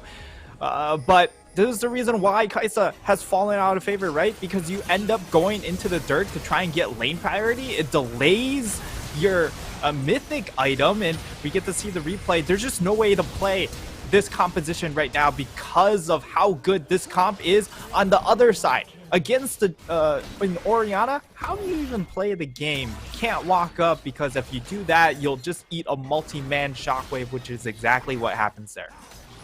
That was absolutely beautiful play from CFO. Coordination, the audacity to use the 2-man to cut off the 3-man.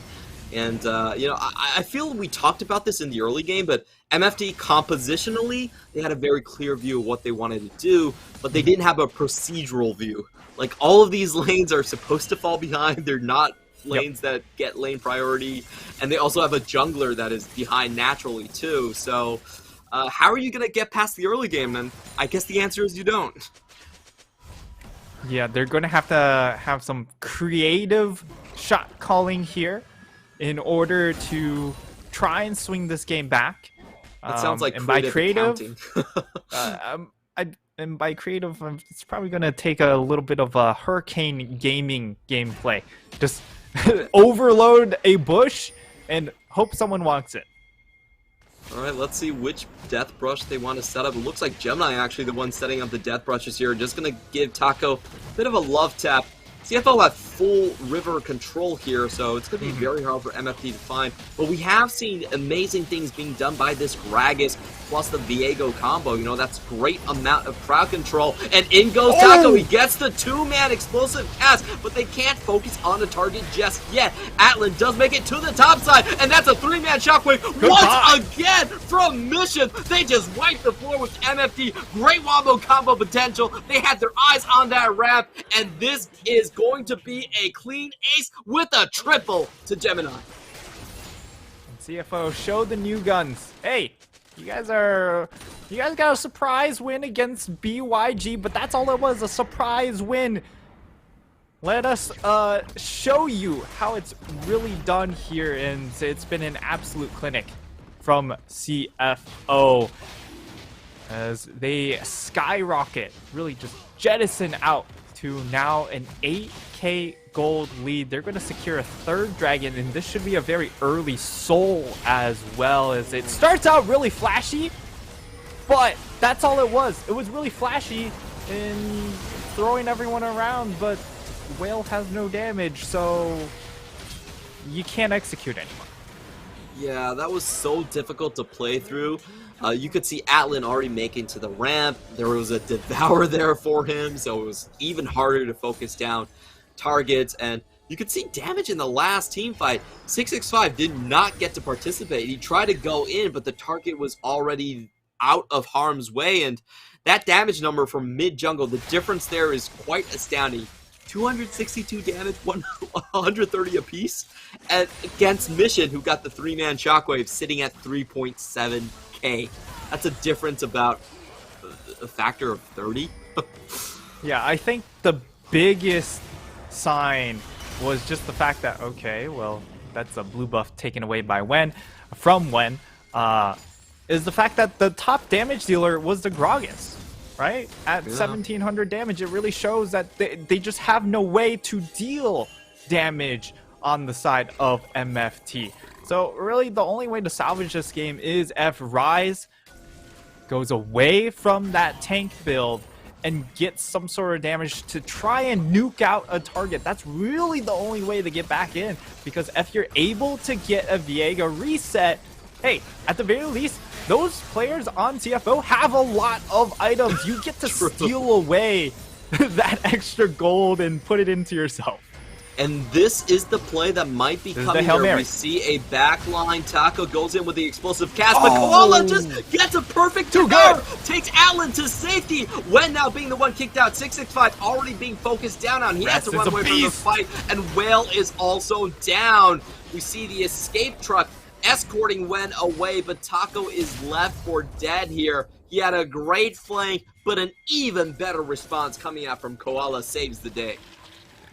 Yeah, perfect Kench gameplay right then and there. And what do you know? 20 minutes on the dot. Teleport comes in exactly when the purple worm spawns. Taco round 2. Oh, almost got found there by Koala, but Koala's actually not going to make the trip. Now 665 going in for the smite, but he doesn't have the flash.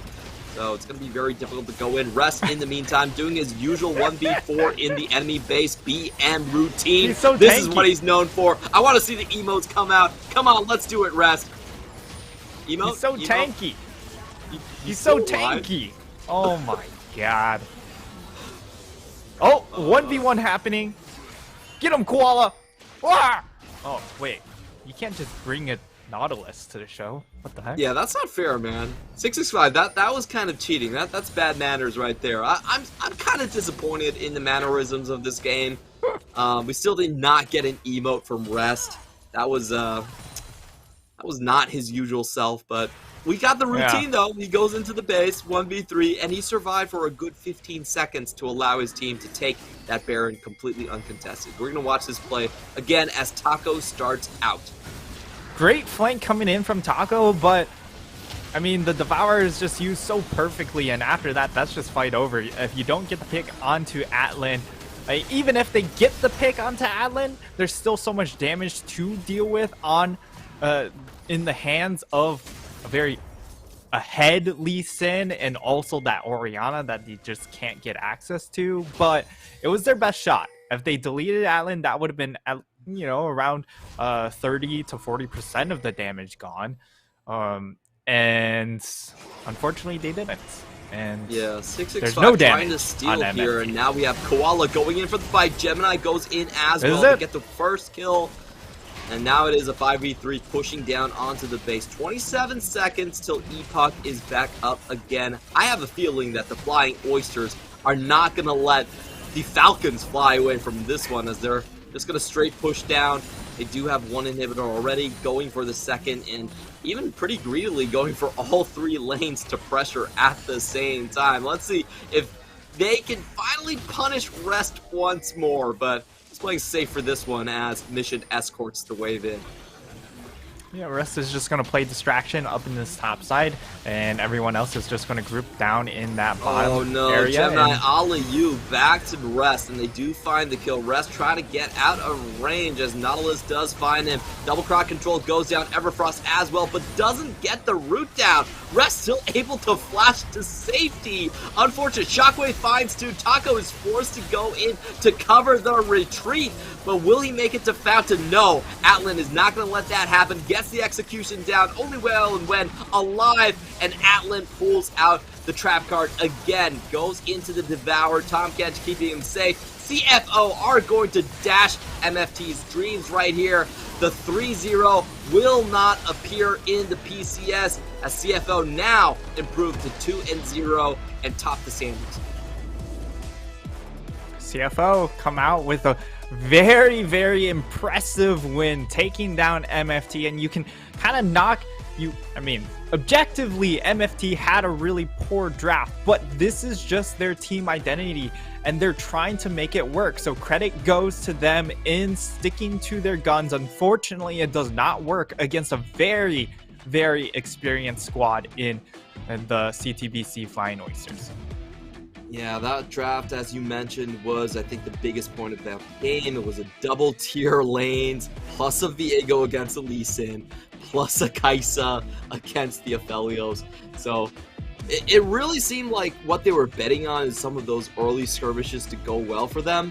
Unfortunately, that didn't happen. In CFO, I feel like they played a very standard game. You know, they just took things one step at a time, pressured lanes, and there wasn't any sort of response that could be mounted on the side of MFT.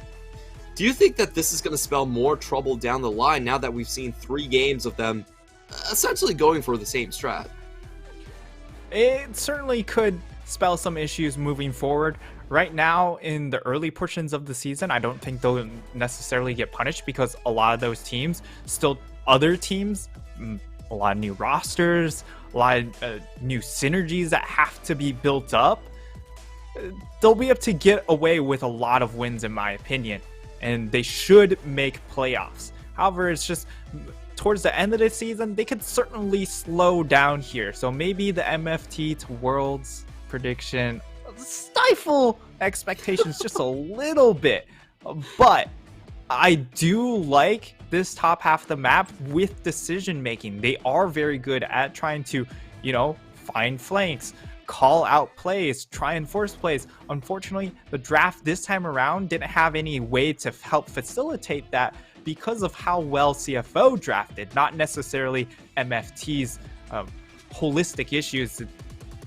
Although the Kaisa, you know, you're kind of stuck with I don't think they actually knew what they wanted to play in that bot lane because the Kaisa pick came out with 0 seconds on the clock. So that might be something to try and fix.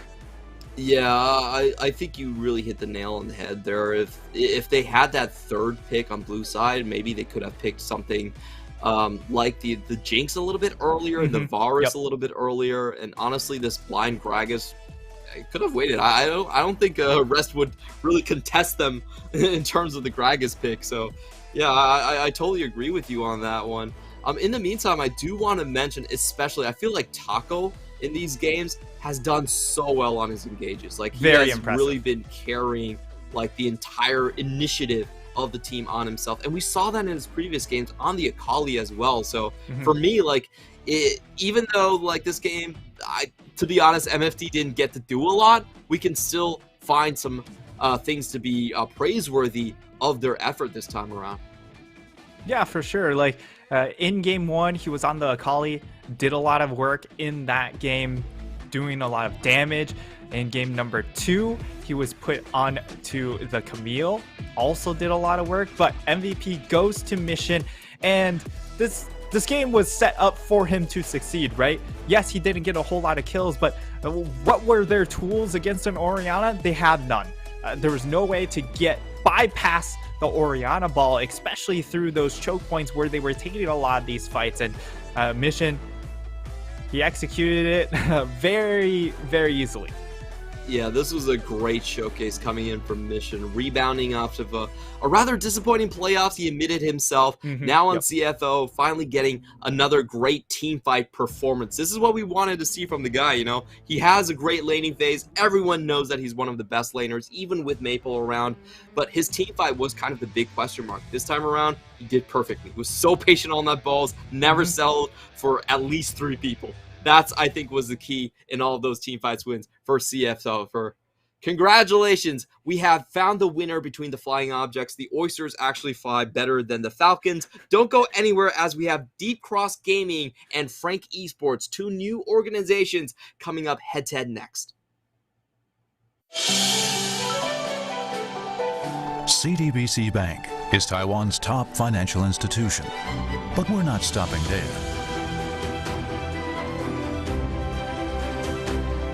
we're crafting an international brand and already have over 260 outlets in 14 countries.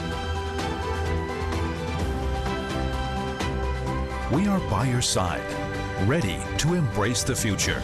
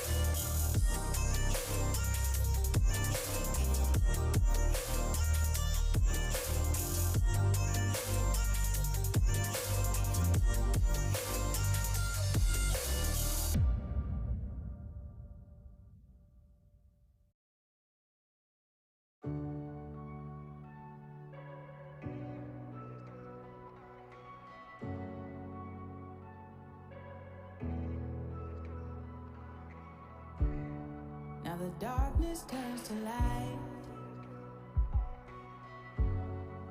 No wait, you feel alive. You're floating in the air. There's lightness everywhere. Watch the stars turn, signals from another place. See the colors burst, lifting off to outer space. On a new path, waking up, it's not too late. There's no time to waste, we will elevate. Blowing up the blue skies, journey to our nighttime. We are channeling our gravity.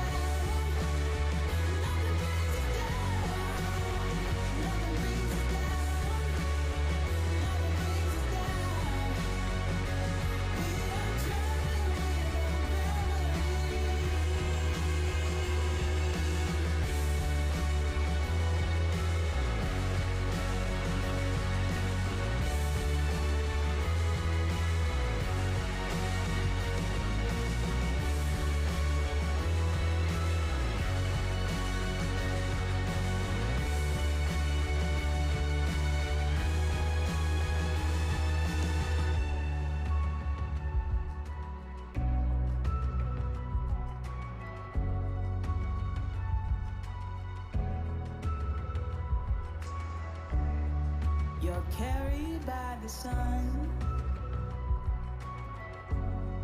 New chapters have begun. Tomorrow never ends. You're rising up again. Watch the stars turn signals from another place. See the colors burst, lifting off to outer space. On a new path, waking up, it's not too late. There's no time to waste. We will elevate. Blue skies turning to blue. We are traveling with our gravity. Reaching the horizons, we just keep on rising. We are traveling with our gravity. Nothing brings us down. Nothing brings us down. Nothing brings us down. Nothing brings us down. Nothing brings us down. Nothing brings us down. We are traveling with our gravity. Taste the sky, travel to the stars, there's a little bit of light that we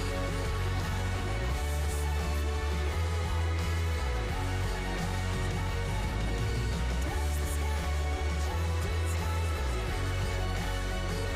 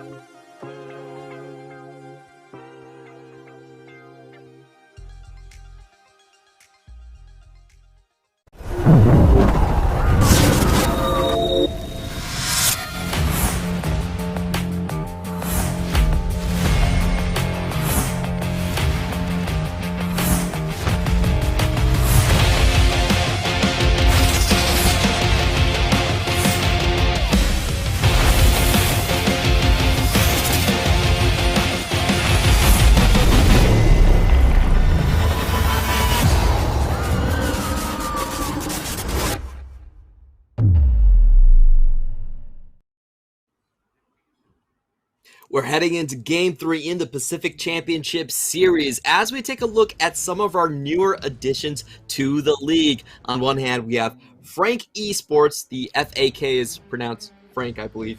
And on the other side, we do have Deep Cross Gaming as well. This Rise Avengers squad coming in from a lot of former J-Team members, as you have mentioned earlier on. Before we do a deep dive on this series, we of course have to thank our sponsors in CTBC Bank and Caliber, and of course our organizers at Riot Games, Carry Live, and Garena for making this all possible. Yeah, and big thank you, of course, to the sponsors, but coming into this game, Deep Cross, they showed us a very exciting game number 1 from them in that they went for a Bard mid. We'll see if that trend continues. And on the flip side, for Frank Esports, it's a lot of work to be done, right? You have some talent in Pretender and Kurt, but they haven't really stepped up to the plate. I think they're still trying to figure things out, how to perform on a bigger stage, just because they don't have that experience. So a lot of it has come down to Hollow, K2, Eminem, who are much more experienced, but it will be a tall task in trying to contend with some very experienced members on the flip side as well. Yeah, I feel like these two teams give off very polar opposite vibes. On one end, Frank Esports is just the safest possible drafts. We're going to pick Gragas and Victor every game. On the other hand, Deep Cross Gaming is all about fun because their swaps were legendary, as we saw the Bard Smite coming in from Nesty, a Tryndamere mid, a Bard top, excuse me, as the Janna top is played, very similar to that style. It was super fun, it was explosive, there was a lot of roaming, and they all got a good big laugh at the very end of it against their former team members on J-Team. So already Deep Cross Gaming is my most exciting team to watch in this new split. Yeah, and it looks like they have a very cerebral read on the meta. We'll see how they approach this game from draft. So, especially when you know kind of what the picks are coming out from Frank Esports. We see the lineup here: Kurt, Hollow, Pretender, Eminem, K2. A lot of their success so far in the early game has come down to Hollow, K2, Eminem, these 3 veteran members of the team. And unfortunately for them in this particular game, there's a lot of strengths coming in from their side when it comes to these 3 roles, because Cristata, Woody, I would say, are the highlight, or especially Cristata. He's the new young gun coming into the league, and he feels like he's ready to be that doggo that we had last year. Yeah, best CS numbers so far, has not died just yet. And we do see only one Deep Cross Gaming. That's true. Very small sample size. That is a good caveat, as they are going to go for their second bout here. We're going to start off right with a lot of AD carry bans. Cristata and Eminem, basically the main carries of both of these teams, and they're not going to get any fun. They have to play starting from the tier 2 selection of the AD carries, as we see the big 3 already out. Yeah, this is going to be a very interesting approach to the draft, because now all of a sudden you have all of these elite AD carries, the hyper carries taken away.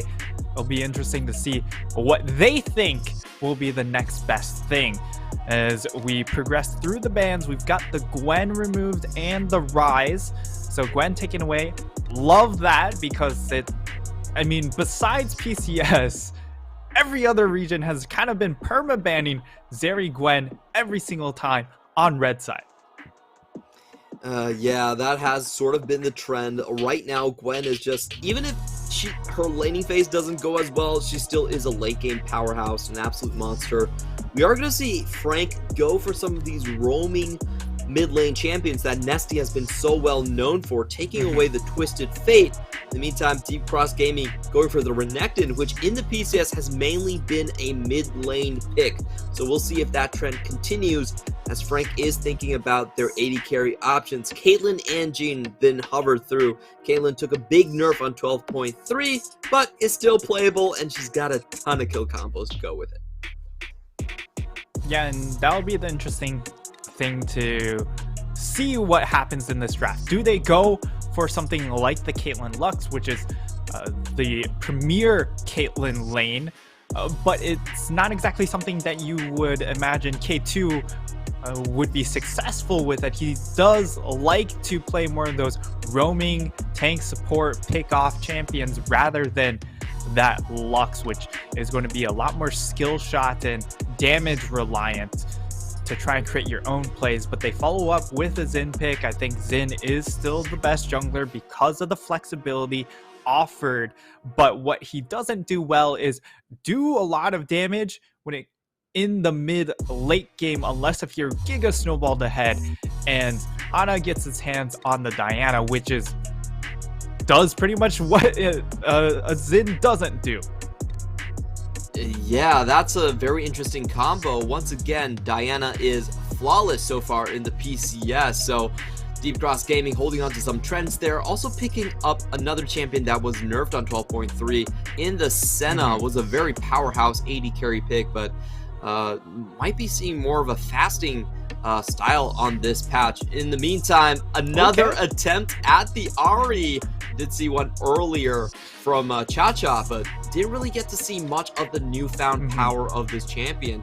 What do you think was lacking maybe from the previous Ahri pick, and how do you want to see it function here?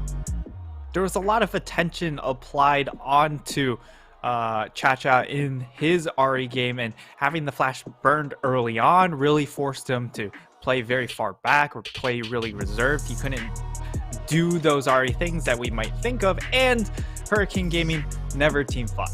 So not a whole lot of interaction coming in, not a chance for the Ahri to shine. Hopefully we get to see that this time around from Pretender, as we are in the second ban phase. Tom Kench taken away, Jace taken away, and Jace, of course, one of those champions, while also does well into the Renekton, also does very well 1v0 situations if they wanted to move Renekton into the mid lane and go for yet another smite top laner. I just want to say, as an old timer, I remember coaching back in season 3 where we would pick Caitlyn and Ahri and set up siege poke comps right in front of your tower. It was one of the most annoying things to deal with. If you get hit by one crowd control, you were dead because the chain was easy to land. And I have a feeling that both Jace and Gameplank would put the power level of Frank Esports through the roof. So Deep Cross Gaming are like, I think we see what you're trying to do there, and they're trying to kind of limit the options that Frank Esports has. So far, we've only seen Kurt go for tanky champions. The Ornn would be similar to the Gragas, but not Gragas himself. So at the end of the day, this is going to be the third Gragas game that Kurt has picked up here. Gragas locked in yet again, which means that they can go for a smite top laner because the Gragas cannot punish that style of champion. Oh, let's go! No. The Heimer? Nesty, the big brain mid laner of the PCS, comes in with the literal big brain champion. Heimerdinger, straight from Arcane. For those who only watch the show and don't watch League of Legends, it's a Heimerdinger from Arcane. There we go. And it is a Bard locked in. You know, this could be Senna Heimer bot lane. I think my brain is melting. I'm not even sure how you're piloting that, but hey, Deep Cross Gaming got Bard top smite to work in game 1, so maybe they can pull it off again. This is a very unique composition. Nightstar, you're gonna have to enlighten me here. What are these guys trying to do? I'm not gonna dive into it.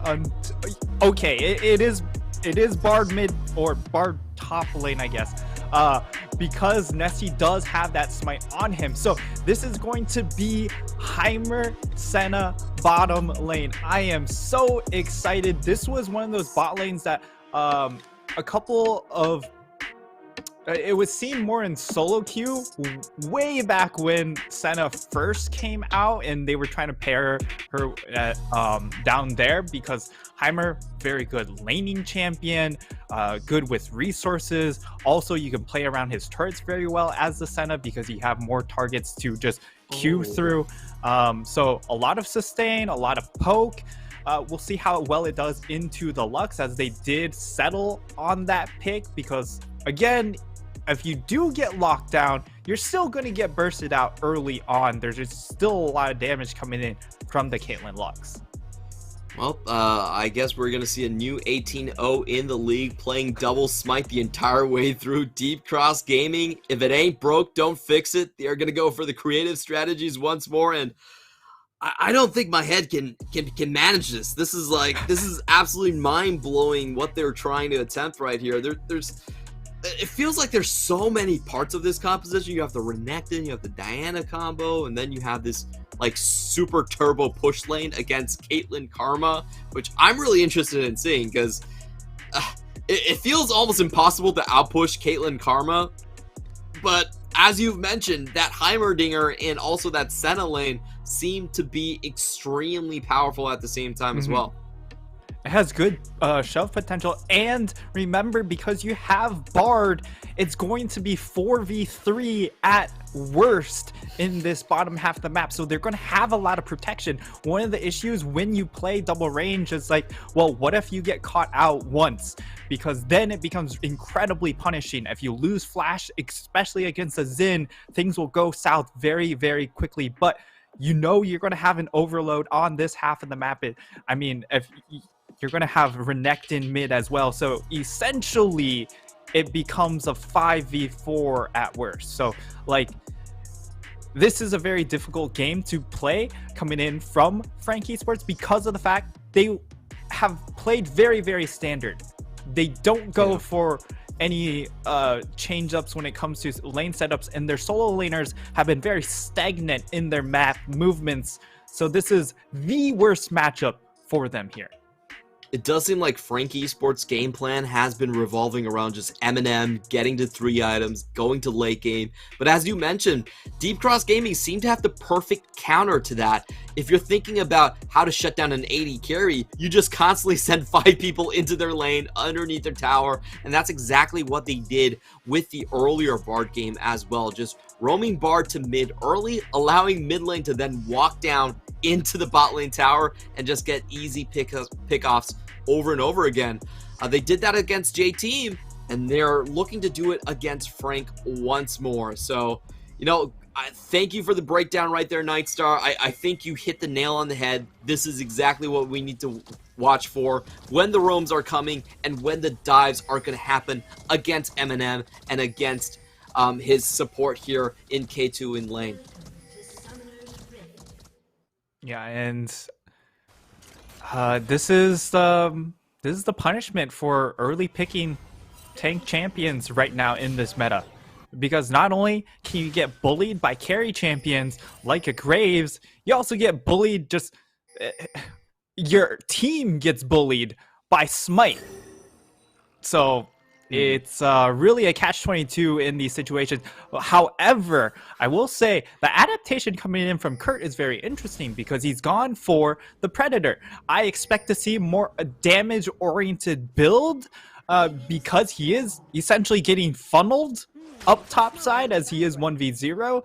And if you get something like an Everfrost and just go full nuke, perhaps you have the extra damage to pick off these targets on DCG because they are incredibly squishy still. Yeah, he will have to roam alongside with Leaky or, Nesty in this instance. We will see the Bard roam come up a little bit later. Usually you wait around for the first cannon wave before you really start moving, so the shenanigans will happen, but it will happen at a bit of a later time. In the meantime, we do have Deep Cross Gaming with the early ward down onto Xin Zhao, so they will spot that Woody going in for some very early trades onto Eminem. Coming out slightly ahead here as he is the support in this situation and can heal up with sustain. So I actually do favor that trade for Deep Cross, and you can tell already they have the shoving power even against the likes of Caitlyn and Karma. Yeah, exactly. This is one of the strengths of Heimerdinger, is that he shoves waves so easily, and if you want to counter that out, you're going to have to expend a lot of mana. So it's going to be a battle of mana in this bottom lane, but if you look at the itemization differential, you know, you have a Doran's Ring, which is going to supplement your mana pool, whereas on the flip side, you have a Longsword, which doesn't supplement your mana pool. So in the long run, it will just easily, steadily be won out by Cristata and Woody down here. If you look at the setup from Eminem, he's very clearly resigning the push and going for sustain with the fleet footwork and the triple pot start. Now Holo trying to punish Leaky as a melee champion in the mid, does get his full combo down, but not the knockup. So Leaky, is that rest? It could be. If he takes down the Gator visor, you could probably see rest right underneath there. The same emote, the same plays, but it is a new guy. I mean, he was on J-Team, so, you know, same vein. Maybe he picked it up. He learned from the best. Exactly. So, well done coming in from Leaky, reading the situation, knowing that he certainly could get ganked from that wave position. And now that Nesty is level 3, this is where Nesty never sees top lane ever again. And the funny thing is, Kurt is actually here too, but first we have a What a start! into mid. Pretender is gonna die right underneath the tower. That was a magical binding coming out from Nesty there. Even though we didn't get the initial fart, Leaky doesn't have the flash anymore, but again another binding delays. Leaky will still go down, but we see Nesty's prowess on this Bard. Yep, Nesty doing very well on the Bard so far, and I love the approach coming in from Kurt, just saying, hey, once Nesty makes that first roam, I'm going to make that first roam as well. I have the Predator to get to wherever he's going to try and gank, and I mean, now that his flash is down, I guess he's going to go back to farming, but now he does have the teleport to help with a defensive play, but Nesty setting up yet once more for Pretender. Yeah, he does have the magical journey ready, and cosmic bindings Diana's have been here. on point all the time. Let's see if Holo can impact this as he does use most of his abilities. Pretender is stuck underneath his own tower and does fall down to Hana. The last tick of damage going through. He does get one back, but that's an extra amount of assist gold going over to Deep Cross Gaming. We also have Leaky showing up on the top side for some emotional support. But that play will fizzle out in the end. Very fair trading overall, and I'm just so surprised to see that even after the teleport nerfs, it's still a 10v10 on the bottom side of the map at all times. Yeah, surprisingly enough there, but this is still the power of teleport, right? In that while you can't make offensive teleports, you can still make defensive ones, and that's what happens with Kurt there. However, now he's expended both of his summoners. He's also forced to take the recall since he expended all of his mana pool. We'll see where they go from here, because it looks like he's trying to just give up top lane, as it's a 0v0 top lane and a 3 or about to be a 4v4 in the mid lane. Predator is popped by Kurt. He's coming in, doesn't have the explosives cask. So Deep Cross Gaming are not too worried about this approach coming in from the Gragas. However, they're taking a lot of damage from the poke, and the Drake is up. Let's see if Frank can actually set this one up. They do have good vision, but the bot lane's not being pushed out. The mid lane doesn't have exactly wave priority.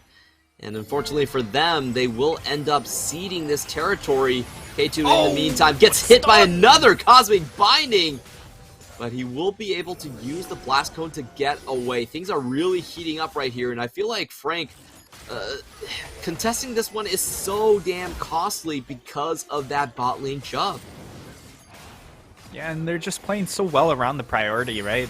You know that you're constantly getting priority in that bottom lane, which makes it so hard to play the map, but they are fighting for positioning nonetheless, and Pretender actually getting a very good trade. Ooh, Leaky down to less than 200 HP, and we see Kurt trying to chase on. They saw Nesty earlier on. The charm lands onto Hana, but not enough damage there to actually finish off the kill.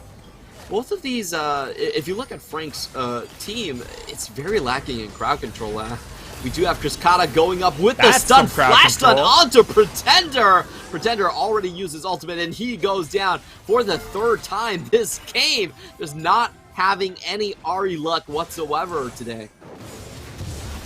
Yeah, and once more, the Ahri not put in a position to succeed, doesn't get an honest 1v1 lane. As in the first time around, we saw a lot of support roaming, a lot of jungle roaming. This time around, it's support, jungle, top lane, the whole shebang. Yeah, I really want to see when this Ahri pick is finally going to pop off in the PCS, but we might have to wait for a while for that to happen. DCG in the meantime picking up their objective. Very happy about everything that's been happening on the bot side. Though, interesting enough, they don't have any turret plates just yet. I thought with all the push that Heimerdinger might be able to get some of the extra gold off of Caitlyn, but so far hasn't happened. See Nesty just picking up some opportunistic farm, and honestly, this is where I feel like DCG get even stronger than before. We have the Diana online. We have the ultimate from Heimerdinger for the stuns, and even more burst damage coming out, and also the potential for the ultimate for Nesty as well. So this Herald fight could be very perilous for Frank. Let's see if they can find any abilities, especially onto Nesty, but he just gets out of the way. Predator popped, and it seems like Deep Cross Gaming without the Heimerdinger are just not going to go in onto this one. Coming in a little bit closer, taking down wards. Heimerdinger does not have the teleport, and indeed, Frank Esports with the full 5-member commit do secure the objective. Yeah, and Frank Esports are actually playing super well at adapting to this very different strategy. They've instead brought out a roaming Gragas pick. He's sacrificed a lot of farm, but he's still doing somewhat okay when it comes to levels. But the big issue, of course, is now your Caitlyn is in that mid-game trough. Your Xin Zhao didn't get rolling early on, so he's hit a bit of a trough himself. So it's just a matter of how well can you recover coming into mid-game to set yourself up for late-game success, because the Caitlyn will still do a lot of work. But now, Kurt, remember, diving Gragas not the easiest task. But they do have 4 people on this dive as Hana gets taken back. 2 flashes used, and Kurt still lives.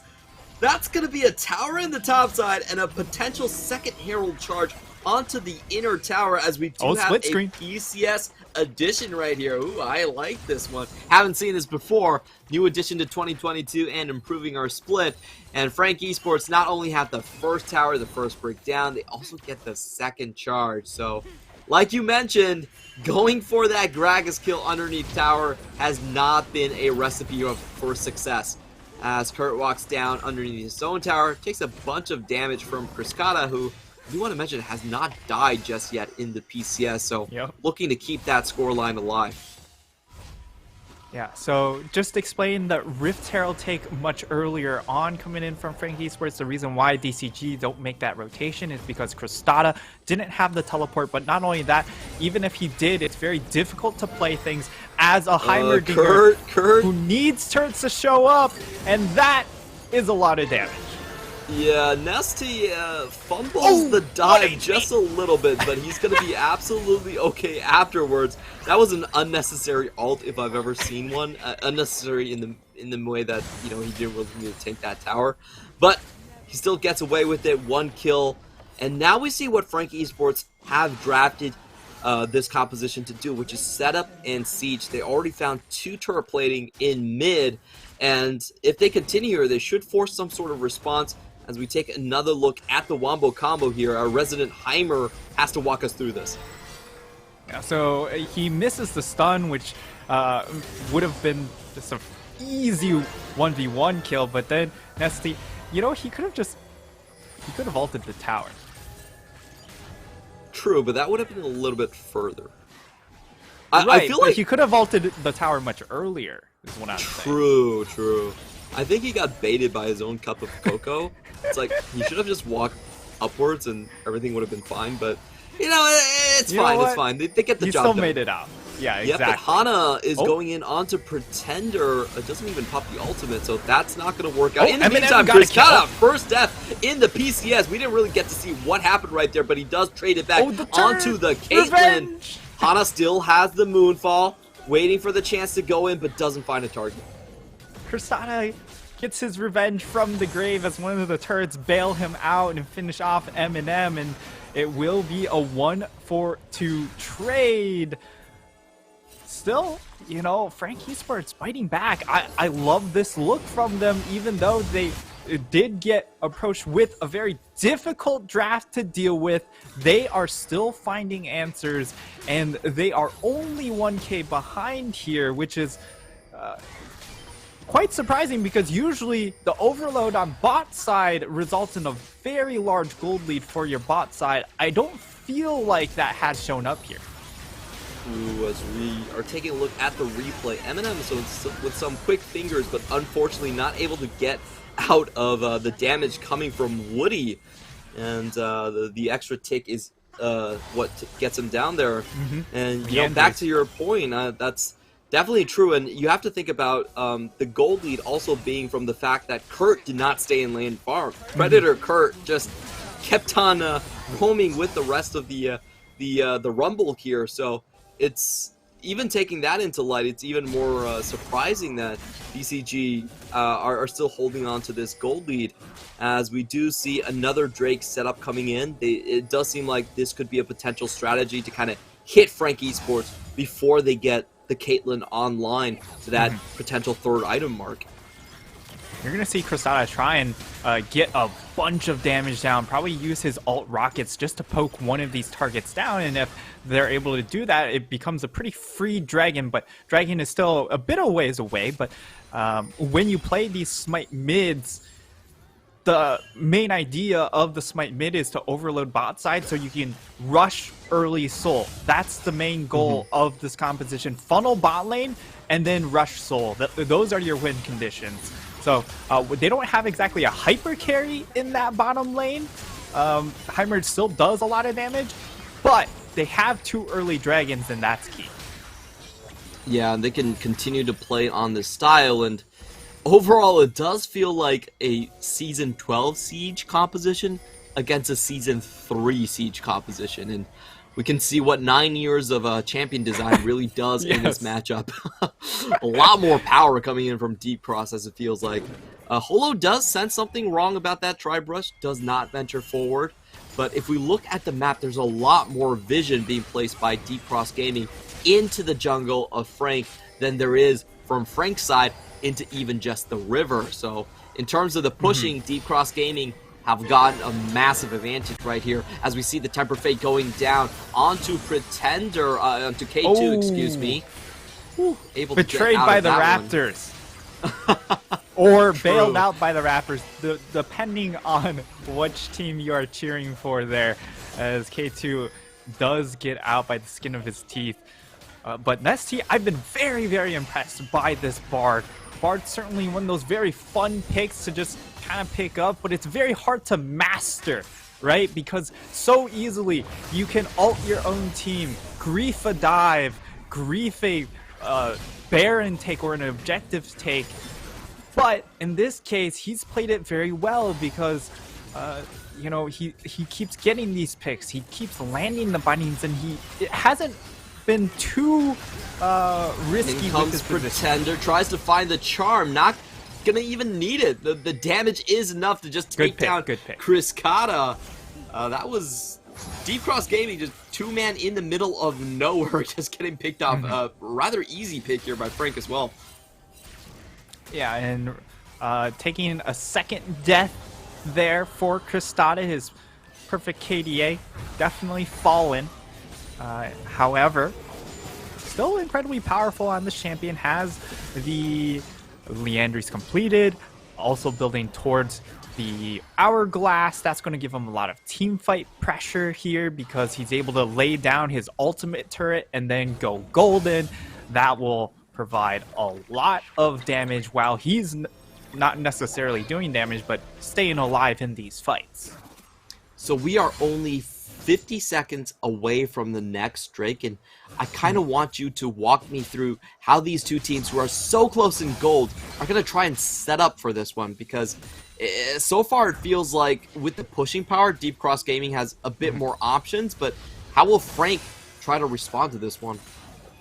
So right now the lane states are really bad for Frank Esports to try and approach this dragon, right? Because they don't have a tower down in the bot lane or in this or really in this mid lane here. It's going to be a siege, but if they're able to get a flank with this Gragas, that's going to be key, because the backline is very immobile.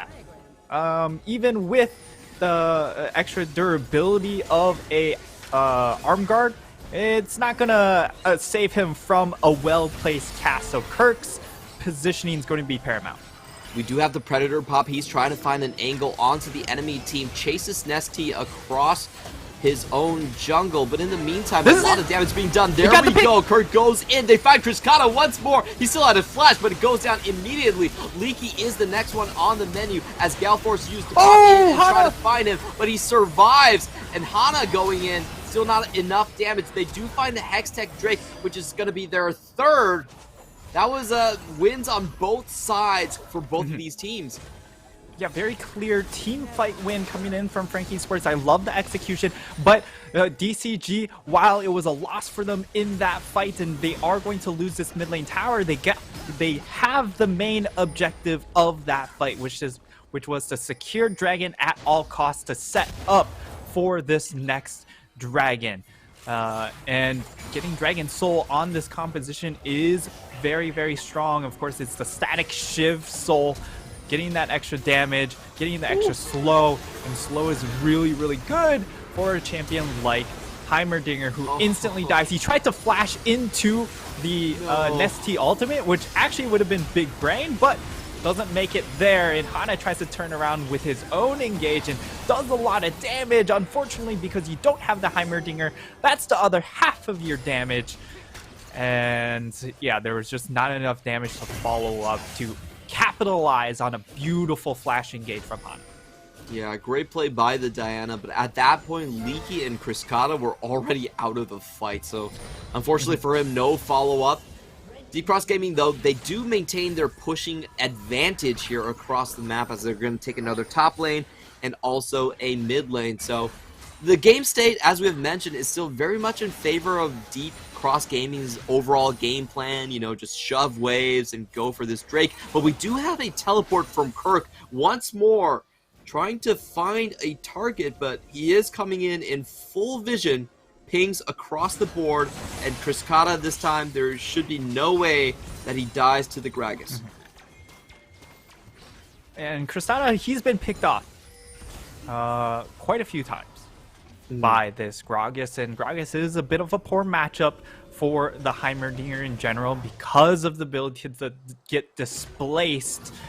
And Frank Esports, I love the way this game has developed. DCG coming in with a very good game plan, very good draft, but Frank Esports able to adapt their draft. Even though it is a bit of a draft deficit, they've done what's been needed to in game to problem solve.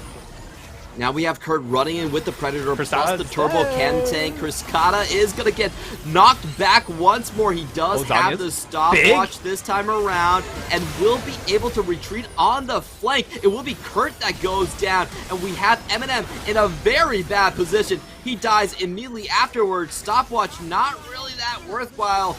Leaky cannot follow the chase, but they have an open Baron for the taking right now. Deep Cross Gaming is going to make the full transition. Now they have a big numbers advantage. That's a big win for them. They can turn towards this Baron. We'll see if it does get contested. Pretender does have Flash Ignite. While he doesn't have the ultimate, could still delete a member. Polo, he could go in if he lands it. It's low! Does go in, but no, Cruzcata will secure in the end. Pretender is the next one to fall. Another 2 kills. They do find Cruzcata on the back end, but not really enough. The damage has been done. 4 Baron buffs secured by Deep Cross Gaming, who already had a pushing lead. Now that's going to be even harder to deal with. DCG turning on the Jets towards the end here, and they also have that Dragon Soul coming up, and it looked like a good pick at the start, but Kurt, remember, he's been roaming a lot. He doesn't have a lot of these tank stats you would normally associate with a Gragas at this point in the game. So he gets blasted on the turn. This is why you get that Hourglass. You put that ult turret down, and they just have no outplay against that turret once you go golden. And I just want to say sorry to Eminem. He actually did not pop any sort of stopwatch. It was the Tempered Fate coming in from Bar that did lock him in place there. And look at the damage charts. He was only able to contribute 1,000 damage. On the flip side, Cruzcata, even though he was the first one targeted, able to do triple that amount. And now they are playing for Hex Tech Soul. This could be very, very bad for Frank Esports if they allow this one to slip by. They do have potential flanking position with those gates. Hurt is spotted out by Nesty, but it doesn't look like Nesty actually is afraid of him at all. Just chases for a Leaky, finds the Ruthless Predator onto. The stun does go down. Kurt, without the flash, is just gonna fall, and that is a failed flank, and most likely the soul going over. Heal onto Woody to keep him alive, but that's just not enough damage from Pretender. DCG are gonna walk away with the Hextech Drake. Yeah, and unfortunate for the side of Frank Esports. They weren't able to problem solve around this dragon. That's been their bane this game. While they have been able to match in some of these roam pressures, that's going to be the real big killer for this game if it does go into the hands of DCG. And Heimer with Hextech Soul is oppressive. It definitely is. Can chase people down, slow them, and that was a very interesting play from Cruzcata just to get one tower. He burns his teleport, saving the minion. Now up to very similar tactics again, just pulling Frank Esports across the map again and again. Pretender stuck in his own base as DCG moves across the map like a plague swarm of grasshoppers, just devouring everything, taking away the entire jungle here. And I feel like Frank are going to be forced to engage sooner rather than later. They can't keep on bleeding out like this. The gold difference already up to 6,000 gold. If this goes away, it could balloon even further. You see them going in right now. The stun doesn't land, but in comes Kurt teleport with the flank teleport. Can he find someone? Cruzcata knocked against a wall, but isn't knocked back. Polo can't find a target. Kurt goes down. Polo might be next as the slow lands onto him. Brought back with the moonfall. Gets tagged up with the stun again, but will survive. A very close call for Frank Esports. And DCG, again, they survive the engage. Man, this has been a great turnaround, at least individually, from Frank Esports, as Kurt has been really looking for these plays actively. Unfortunately, though, he just doesn't have the stats to back it up. When he goes in, these casts have to be absolutely pinpoint. Otherwise, if he doesn't trade at least 1-for-1, he's instantly going to get bursted down because he only has Chem Tank. He doesn't have a whole lot of extra health or defensive stats to bail him out. But again, with Hextech Soul and Heimer turrets, that applies that soul, so it's incredibly difficult to approach these fights if you go front to back. Now we see Nesty with even more kiting potential, going for the Shirelias. Hana gonna favor the 1v1 against Pretender solo laner. Moonfall goes down, and that is a clean solo kill from the jungler of DCG. 5v4 on the map currently, with Baron coming up in about a minute. Full vision control here. And in the meantime, Leaky also plays super safe, so wow, nothing really to fall here by Deep Cross Gaming. They have a super unique strategy, and they aren't getting punished whatsoever. It doesn't seem like Frank Esports, like you've said, can problem solve against this at all. Yeah, they were able to do very well for the first 15, even 20 minutes of the game, but now it's really been a massive struggle here. And these sort of game states, you don't get to experience them quite often, especially, I would imagine, through scrims. Oh, Eminem is caught once more. Tempered Fate goes down. The Cosmic Binding does slow, but doesn't stun, and he is able to get out. Massive win. He gets out without using the flash, so having that tool still gives them, you know, that smallest of hopes to try and swing the game back into their favor. He also has 3 items completed, doesn't have the last Whisperer item quite yet, so it might be difficult to eat through some of these targets, like Nesty, who is building some armor, like Cristata, who has armor, and like Leaky, who has armor. So that has to be the next ticket for them to really swing the game, DCG are not going to wait for that last Whisperer item to come out. They're just going to start this Baron, start the fight, but Woody is caught out in a bad position. He goes down to the explosive cask knockback. DCG not finished though. They turn back around. Kurt goes down. There is a flash up onto the ref. Leaky finds another, and they are putting the finishing touches up on this game. Eminem, he's trying so hard, but his 3-item Caitlyn is very different from your standard 3-item Caitlyn. Flash forward from Cascada, finds another kill, and Eminem is all alone. He gets out of the Tempered Fate. My kill, Nesty. But body block from Cascada, and the Yordle helps out the Weird Chimney Man as they turn around and go for the Purple Worm. Let's watch that fight once again. Close calls on both sides. Frank could have gotten a little bit more out of this, but they only find the support. Yeah, Kurt does a good job in finding the pick, but I mean, again, they don't have a lot of tools to fight after the explosive cast gets used. So he continues to try and chase because that's the only option they really have in this situation. They're so far behind. They want to try and get as much gold back as possible, but it just wasn't to be. So Eminem, he tries to salvage one more kill on the table for his squad, but too many bodies in front of that Bard is going to keep him alive. That was pretty pitiful from the Caitlyn's point of view. That was 6 auto attacks and a Peacemaker, and she didn't manage to take off 400 HP from her Renekton. Only 1900 damage. Like, it's just a state of the fact that he just doesn't have Last Whisper. He's gone for this sustain build to try and keep his HP topped off because there's so much poke. But unfortunately, it's really curbed his damage, and he is really the only big damage threat at this point in the game. Yeah, so it really feels like all up to maybe Kurt and Pretender finding a very good combo, but Kurt is not trying to flank. He's going for... He's gone. What? That was very opportunistic. Now we have the Elder going down, the Execute pops. Double kill for the support in Woody here, and Leaky is just finishing off the rest of the team. Frank Esports, they had, again, another very safe draft against the creativity of Deep Cross Gaming, and the buck-wild nature of Deep Cross seems to have come out again. Leaky just trying to prevent K2 from basing. Meanwhile, the rest of the team is going to finish off this game in under 32 minutes here.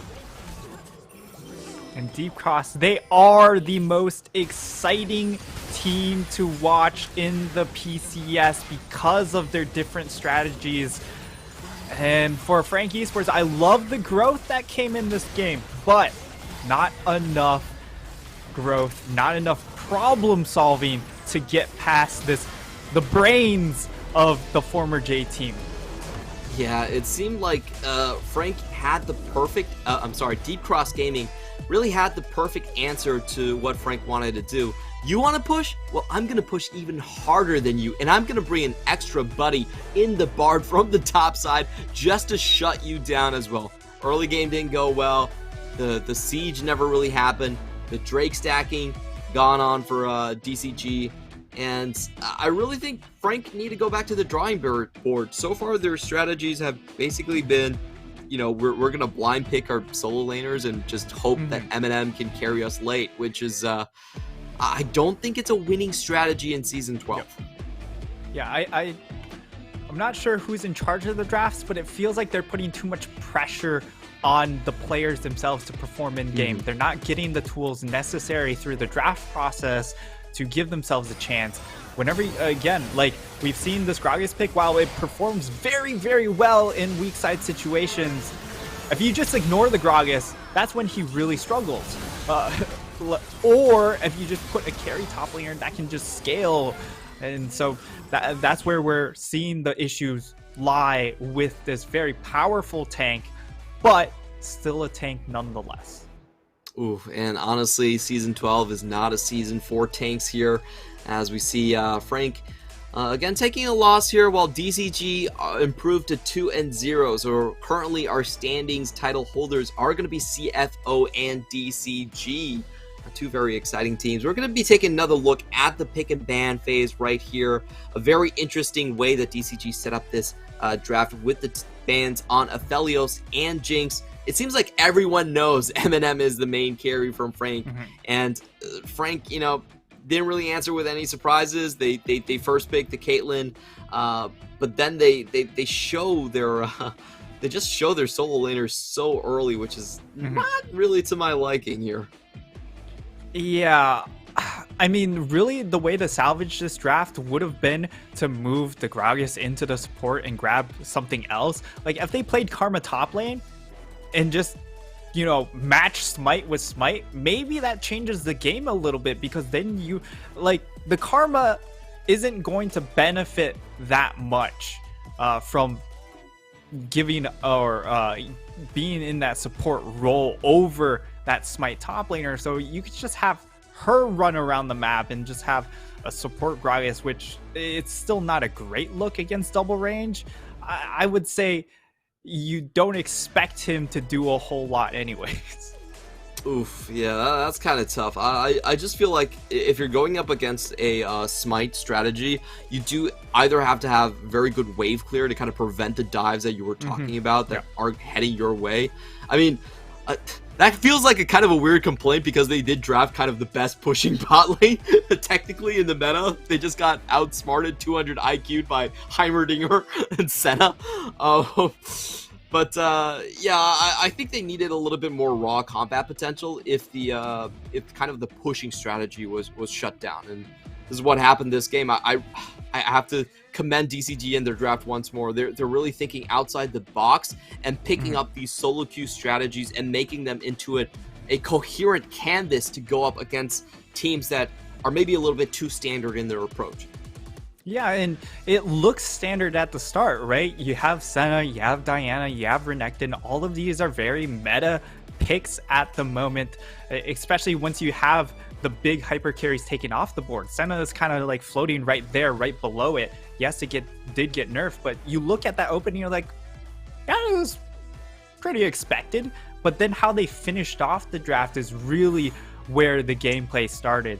And yeah, the gold difference, it was very competitive, right? For 20 minutes of the game, Frank were doing nice moves across the map to answer some of that pressure, but in the end, roaming Gragas can only do so much, because you want him as a tank, but I mean, either he went tanky or he had one-shot potential, and because you're roaming around, you don't have enough gold to be the one-shot potential that he could have been. And Nesty is going to take the MVP. Of course it has to be at the Bard, because this is the only X factor through that draft, and that really catapulted the rest of the draft to where it was. Oh, his bindings were so sweet. His catches onto Eminem, constantly forcing him on his toes. It was just absolutely a beauty to watch. And I think teams that face DCG now have to think about how they want to draft against this strategy.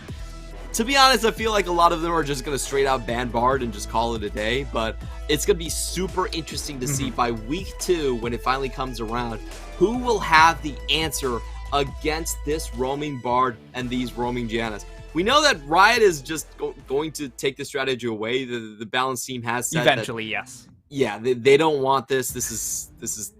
It's kind of very counterintuitive and probably not how the game is intended to be played, but it's effective, and let's enjoy the ride while it lasts. Yeah, and I mean, they tried to kill off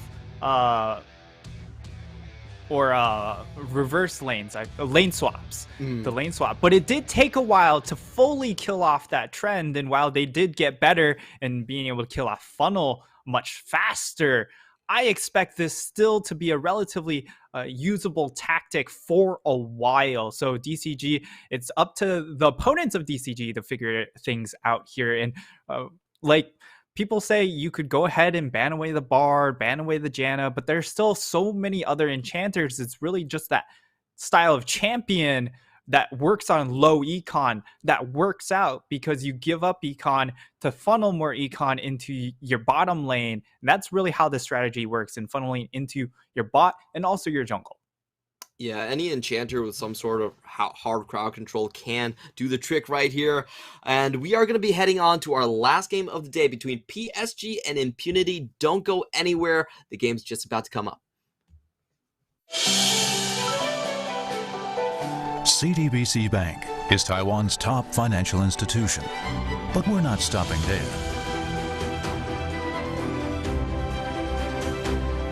We're crafting an international brand and already have over 260 outlets in 14 countries. We are by your side, ready to embrace the future.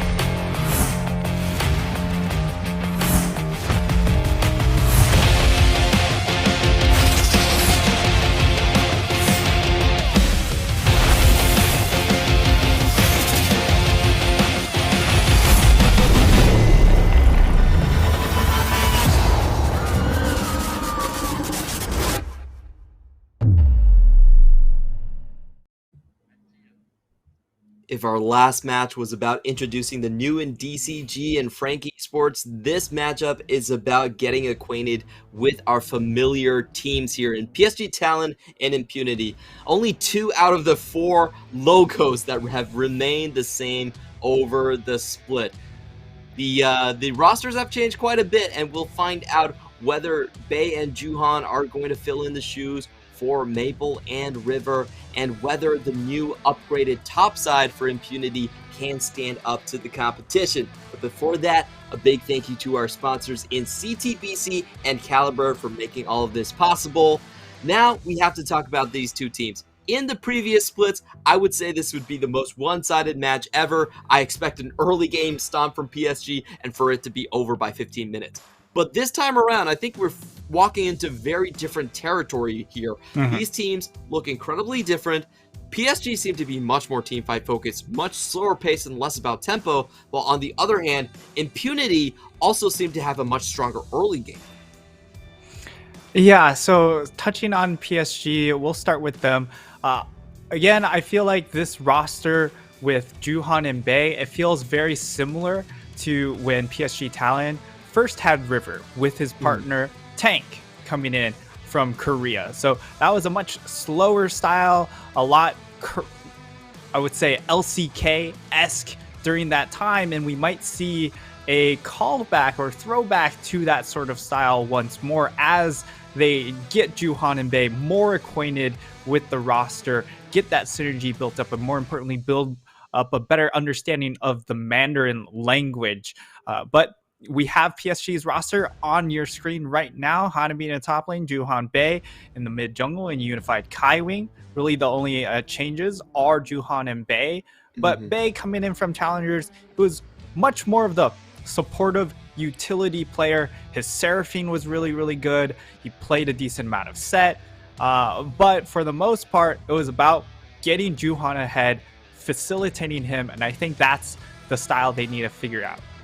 And on the other side, we have Impunity with a pretty much revamped roster on the top side. Quiet taking over the top lane role. Taco, different from the previous Taco, now in the jungle. And Faith rounding out the mid lane. So far, Impunity, I feel like their early game is much improved. They have been able to hang and play very quiet macro games with their opponents, but it has come down to those very sort of high-profile missteps where we saw Taco caught out in one game, and then Krelix caught out in another game that gave over the opponent Baron. So, I think for them, if they just cut down on their mistakes, we could have a very close match on our hands.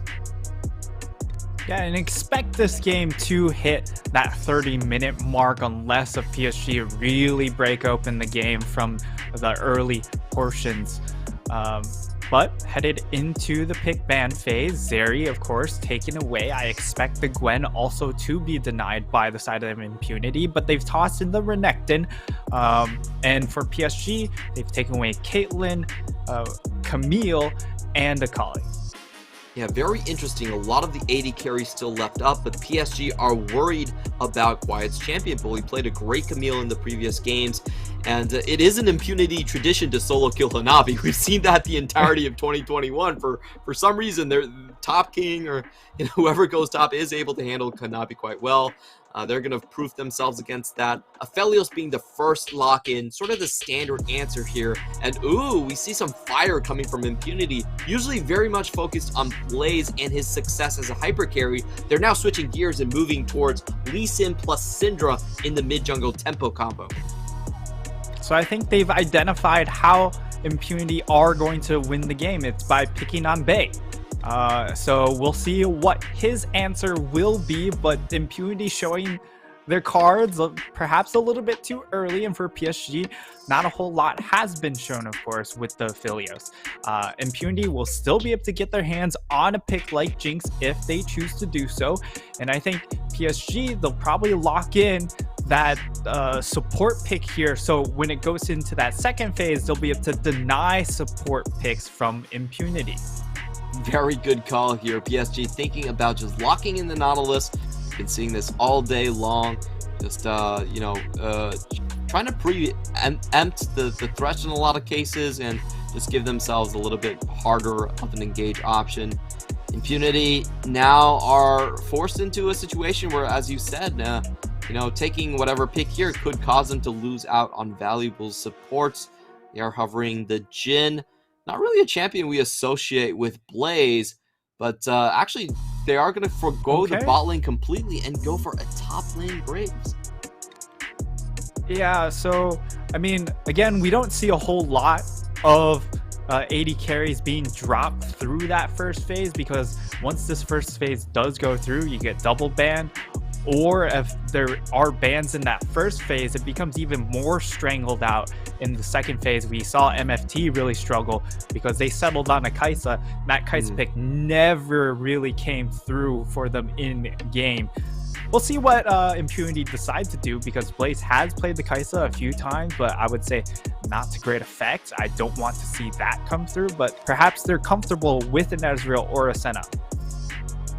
True. We'll see what the AD carry pick ends up being. PSG looks like they're just going to target engage supports for now and kind of leave the AD carry question open. I think this is harking back to their first game against Beyond Gaming, where they were overrun by a very aggressive just dive composition. They're trying to prevent that same scenario from happening, just making sure that those all-in options are kind of off the board. But they also choose to ban Blaze's Jinx. Blaze will snap. Yeah, snapping lock a Ziggs in there to deal with the Aphelios. An option that hasn't been doing great in lane against the champion, but in team fights can still shine. Yeah, Ziggs is built up as a counter pick to Aphelios, but not in lane. It's once he gets out of lane, he just outranges the Aphelios. Aphelios doesn't have any answers to him, and right now they are hovering.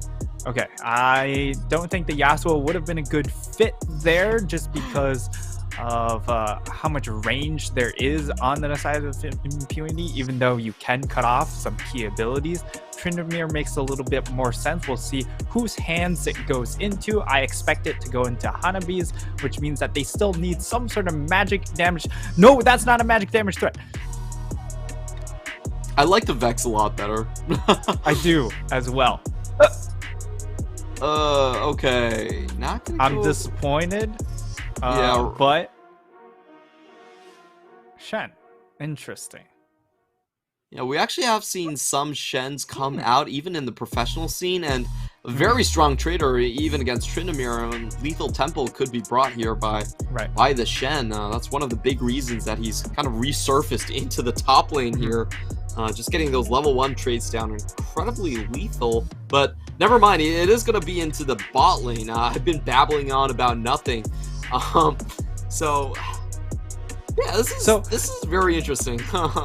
Yeah, this is really interesting because as it stands now, right before we swapped over back to us, Quiet had Ignite on his Graves, which is an interesting choice because it does mean he doesn't have teleport. However, it could be that he wants to look for an early kill onto the Tryndamere, which can certainly happen, but Tryndamere does have a decent amount of sustain. Now, in this bottom lane, the Shen pick is interesting because how much value you get out of your Spirit's Refuge. Using that against the Tryndamere is a way to provide peel for your backline. That is probably the only way you can provide peel for your backlane, because otherwise Tryndamere usually just runs at your AD carry, or in this case it's Ziggs, and there's no outplay. There's absolutely no outplay. This time around there will be. You have a shield, you have a Spirit's Refuge. It's going to come down to the play of Krelix though to make it actually work. Yeah, that's a really good point. You know, if you look at those, the amount of auto attackers coming in from the side of PSG, you could get a huge amount of value from Spirit's Refuge. However, I will say traditionally when we see Shen supports, they mainly have been used in more of like a kill lane combo fashion.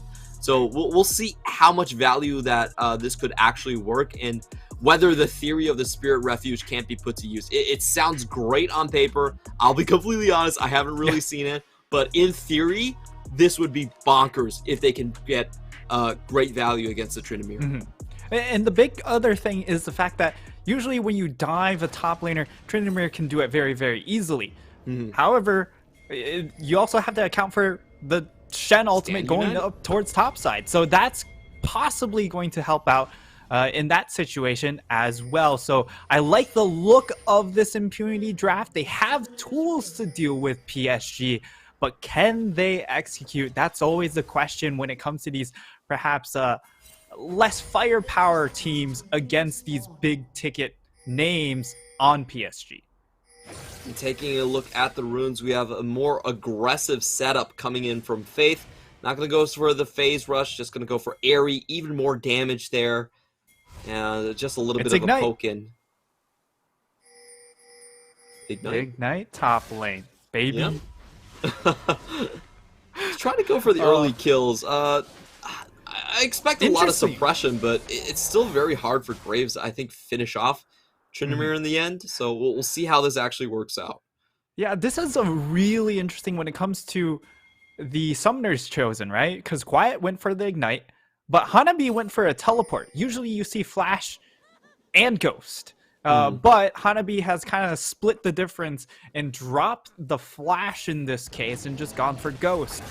I think that's a mistake here because if he doesn't have Flash, it's very difficult for him to bypass something like a Shen and get past the CC tools and disengage tools of a Ziggs and a Syndra. So we'll need to see how that actually plays out in these team fights, but first impressions, I don't like it.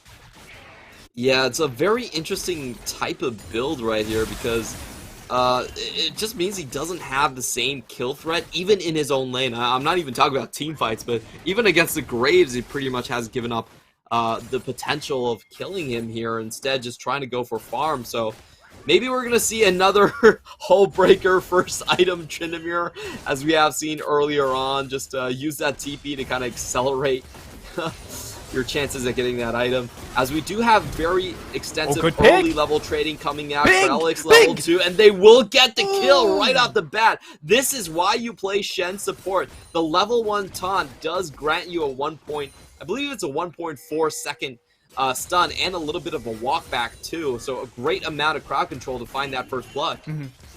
Yeah, it's not only that taunt landing, but it's also the insta skill into that satchel charge, which secures that kill. Absolutely fantastic start for Impunity in this bottom lane. And it's really wild to see that 2v2 kill come out because Unified was probably the premier Ziggs player in our league last split. So very, very surprised to see them make the mistake of getting caught out like that. Yeah, it was just a surprise level 2, which I'm kind of, again, surprised by that Kaiwing would put himself in a position to be just cracked down like that. Prolix does have full vision on Bay, but Bay will walk out just okay. We can see the dominance being asserted by this Shen pick here. Never thought I'd be saying these words in week 1 of the PCS. Yeah, and the key point there is that they're able to hold that wave for Faith, so the wave is... he's going to get a lot more out of this lane position, right? And it is going to be Juhan making his way up into this top side. They know it's a Flash or Flash Ignite top laner, so if they burn Flash early on, force him to recall, that will be a lot of space given towards Hanabi. And Kaiwing just scouting out his own Krugs, realizes that Lee Sin is around the corner here. And we could have a potential for repeat ganks into the bot lane. Nautilus being very exposed in this area, so I expect PSG to have to play relatively safe now in this area. Meanwhile, shifting over to Bay's lane, I think Bay has been sort of the really quiet member of PSG. Even in their wins, I feel like, you know, it was really the difference maker didn't come from the mid lane much at all. So I really want to see how far Bay can push his mechanics and how he can showcase what talents he can showcase. For now, it does seem like he has some good roaming opportunities towards the top lane. Yeah, all eyes are going to be on this top lane for PSG. They have the tools to make the roam happen, and it's also, again, an Ignite Graves. So he's very, very susceptible to just get camped. However, one of the big other things is the fact that Blaze did use his flash to execute that first blood. So if there's an opportunity, expect Juhan to really take advantage of that missing summoner and try and swing things back in favor of his bottom lane duo. Kind of interesting map movements here as we see both supports poke up their heads up towards the top lane. And right now, even though it's a teleport on Hanabi, he has taken a pretty sizable CS lead, about 1 wave in the lead right now. So he's hanging very comfortable, isn't threatened by the Ignite whatsoever. And PSG has gotten a little bit more CS onto the Xin Zhao. But in the meantime, Impunity now, sensing that Bey has just teleported back, gonna take that opportunity to just chow down on this Ocean Drake. So a lot of trades happening, and I don't think anyone expected this, but Impunity is sailing through the early game completely okay, and even with the lead. A little bit concerned that Quiet was going to try and walk deep into the jungle for no reason, but just hits that vision plant and leaves. So Quiet, not too much happening up there, which is great. Again, exactly. Quiet is what he wants, and I don't think he would have done anything with Lee Sin on the bottom side of the map. I'd be very, very surprised if he decided to go up there to that. We've seen more curious things when Jungler does show on the map. That is true. I have to give you that. PCS is a very fun region because of certain reasons here, as we have another Kralix thrown onto the top lane. He's not even waiting for Stand United. He's just going full on, and you know, he is skilling into that Shadow Taunt just to get the extra crowd control duration as well. So essentially this is a river, Shen, as now we have the near-sighted Hanabi chasing down Quiet, no mana on Quiet anymore, and Hanabi sitting at a very comfortable health total. This might prompt some more support to come towards the top side, as Bey now clearing a path towards that top lane, and Kralix trying to catch him out in the act. But vision superiority to PSG, as they, I believe they do spot out Taco as well, so very safe for Tryndamere to just play a solo game up there. Right, but for the side of Impunity, they also play this really well because what are the objectives up available? Well, there's no dragon, so you can afford to just give up sort of your bot lane pressure. Take this Shen and move it up into this top side to secure the safety of your top laner. You have Ziggs in that bottom lane who can wave clear very, very well in a 1v2 situation. He also has a Lost Chapter, so you're not starved for mana in this situation. I love the adaptation coming out from Impunity, and it's going to help them consolidate this 600 gold lead from just that first blood. So while nothing's really opened up, this was really one of the concerns we did have for PSG. If they take things too slow, which is what it feels like they're changing their identity to, will they be able to grind out these games consistently? Yeah, they had a very different look in 2021. Well, they were trying to 3-man roam across the map. They were tower diving constantly. This time around, we were getting a much slower, much more measured PSG, and it could come back to haunt them. However, I will say, like, Lee Sin and Syndra, you know, not really known as a late game combo, so they still have to get some things done before, in my eyes, this Graves and Syndra are likely going to fall off into the late game, especially against, like, 1-3-1 powerhouses that Tryndamere and Ryze can provide. Yeah, I actually expected them to just go for some sort of big play onto Bey with the level 6 on Lee Sin. Just force the play, try and get the either the deletion or summoners, as looks like they're fishing for right now. But Bey positioning himself in the lane very intelligently, knowing that his team is playing towards top side. They also just saw Taco on the Raptor camp as they were contesting him, so the only path for him to appear in mid lane is through that bottom side of the river. That's going to be a full tower in the top side. And bot lane for Impunity isn't pushing either, so they have no response. This is just completely free for PSG. Unfortunately, I feel like Impunity were I think they dropped the roamed ball. Crowlix too much and didn't get anything for it.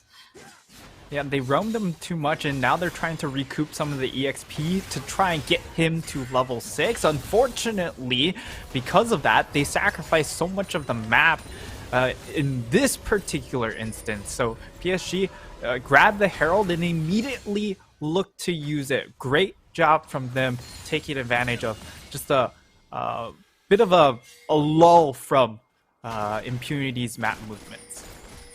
Yeah, we could be seeing the makings of a stride breaker coming out from the side of Tryndamere. Could help him catch up to the Graves a little bit.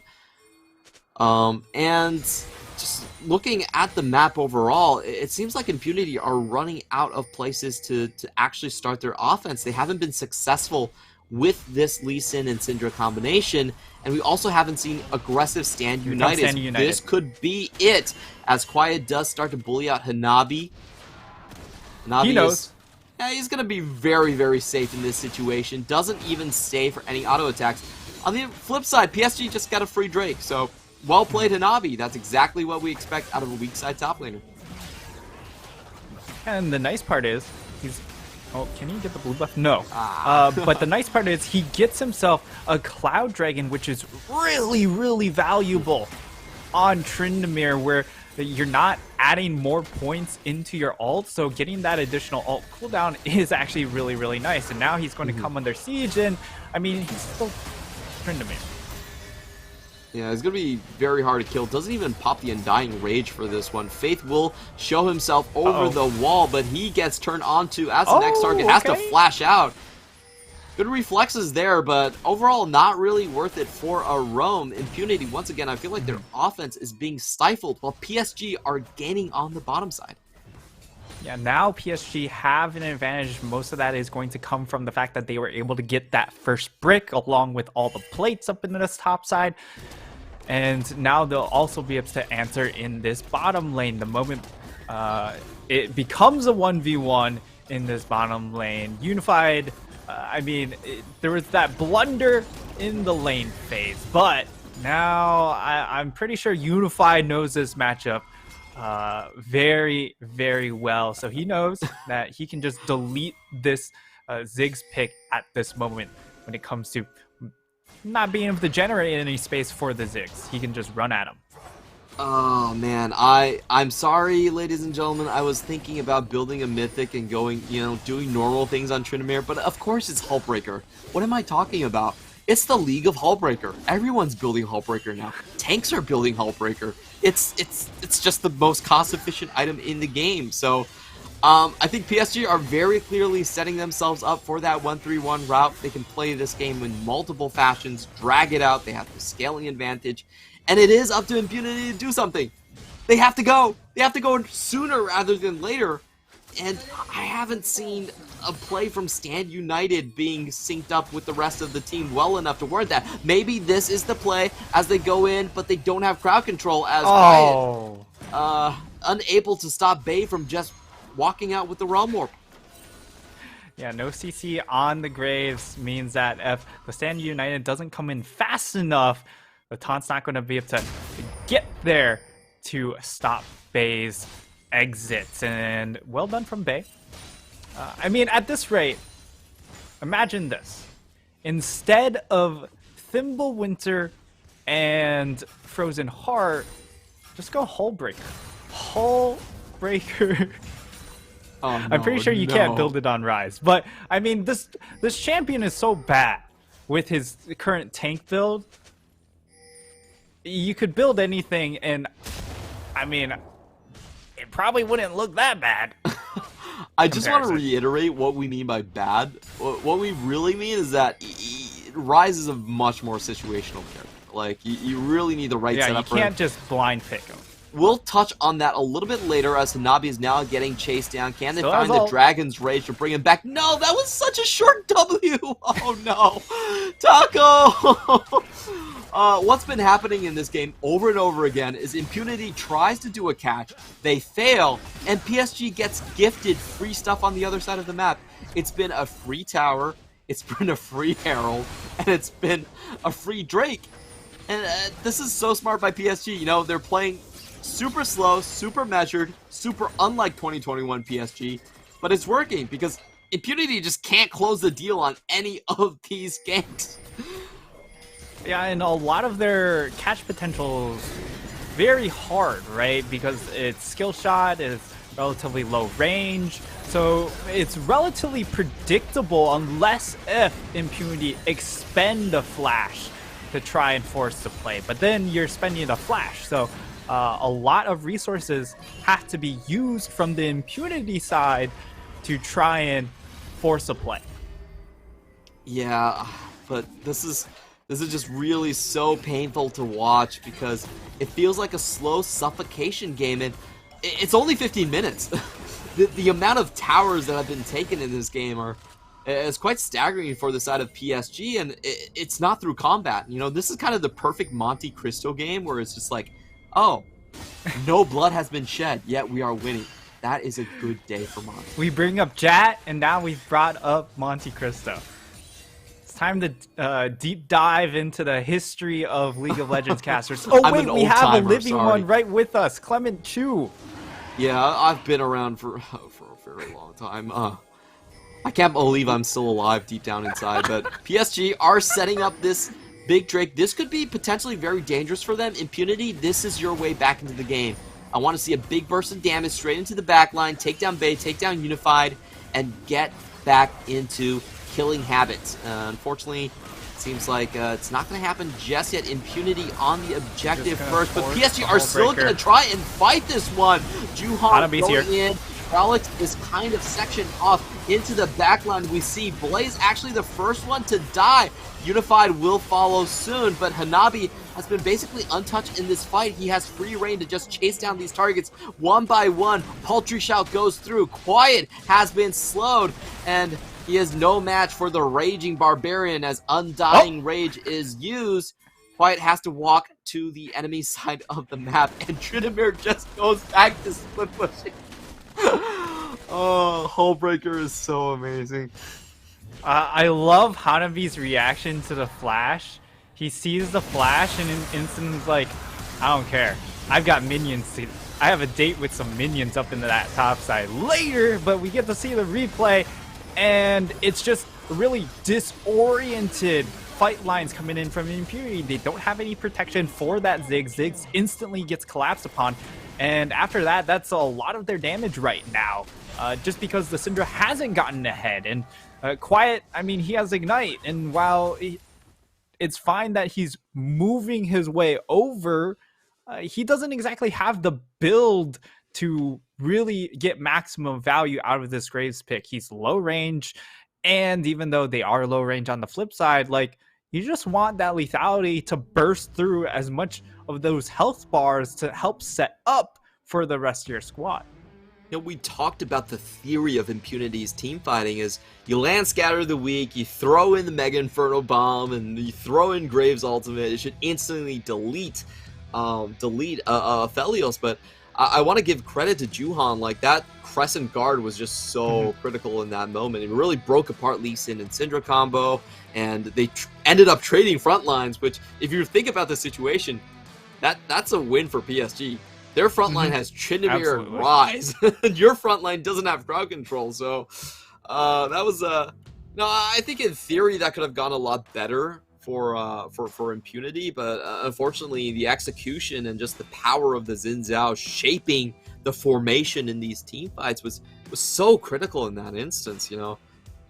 And yeah, it's I feel like once again, you know, this is the time where we sort of grill our colors for potential outs for the losing team. It's like, well, it seems it's like rough. Yeah, it seems like this is past their expiration date. I mean, at the same time, they were able to get second dragon, so true. I think I think Impunity did. So they at least have 2 dragons to their name. If this game does drag on and PSG don't find the killing blow fast enough, or aren't able to win the next couple of dragons, that could be a way in for Impunity to make up the gold difference, because you are getting that damage amplification, and that is gold value that can make up that 6k gold lead. But it is still a 6k gold lead as it stands, which is quite a bit at 18.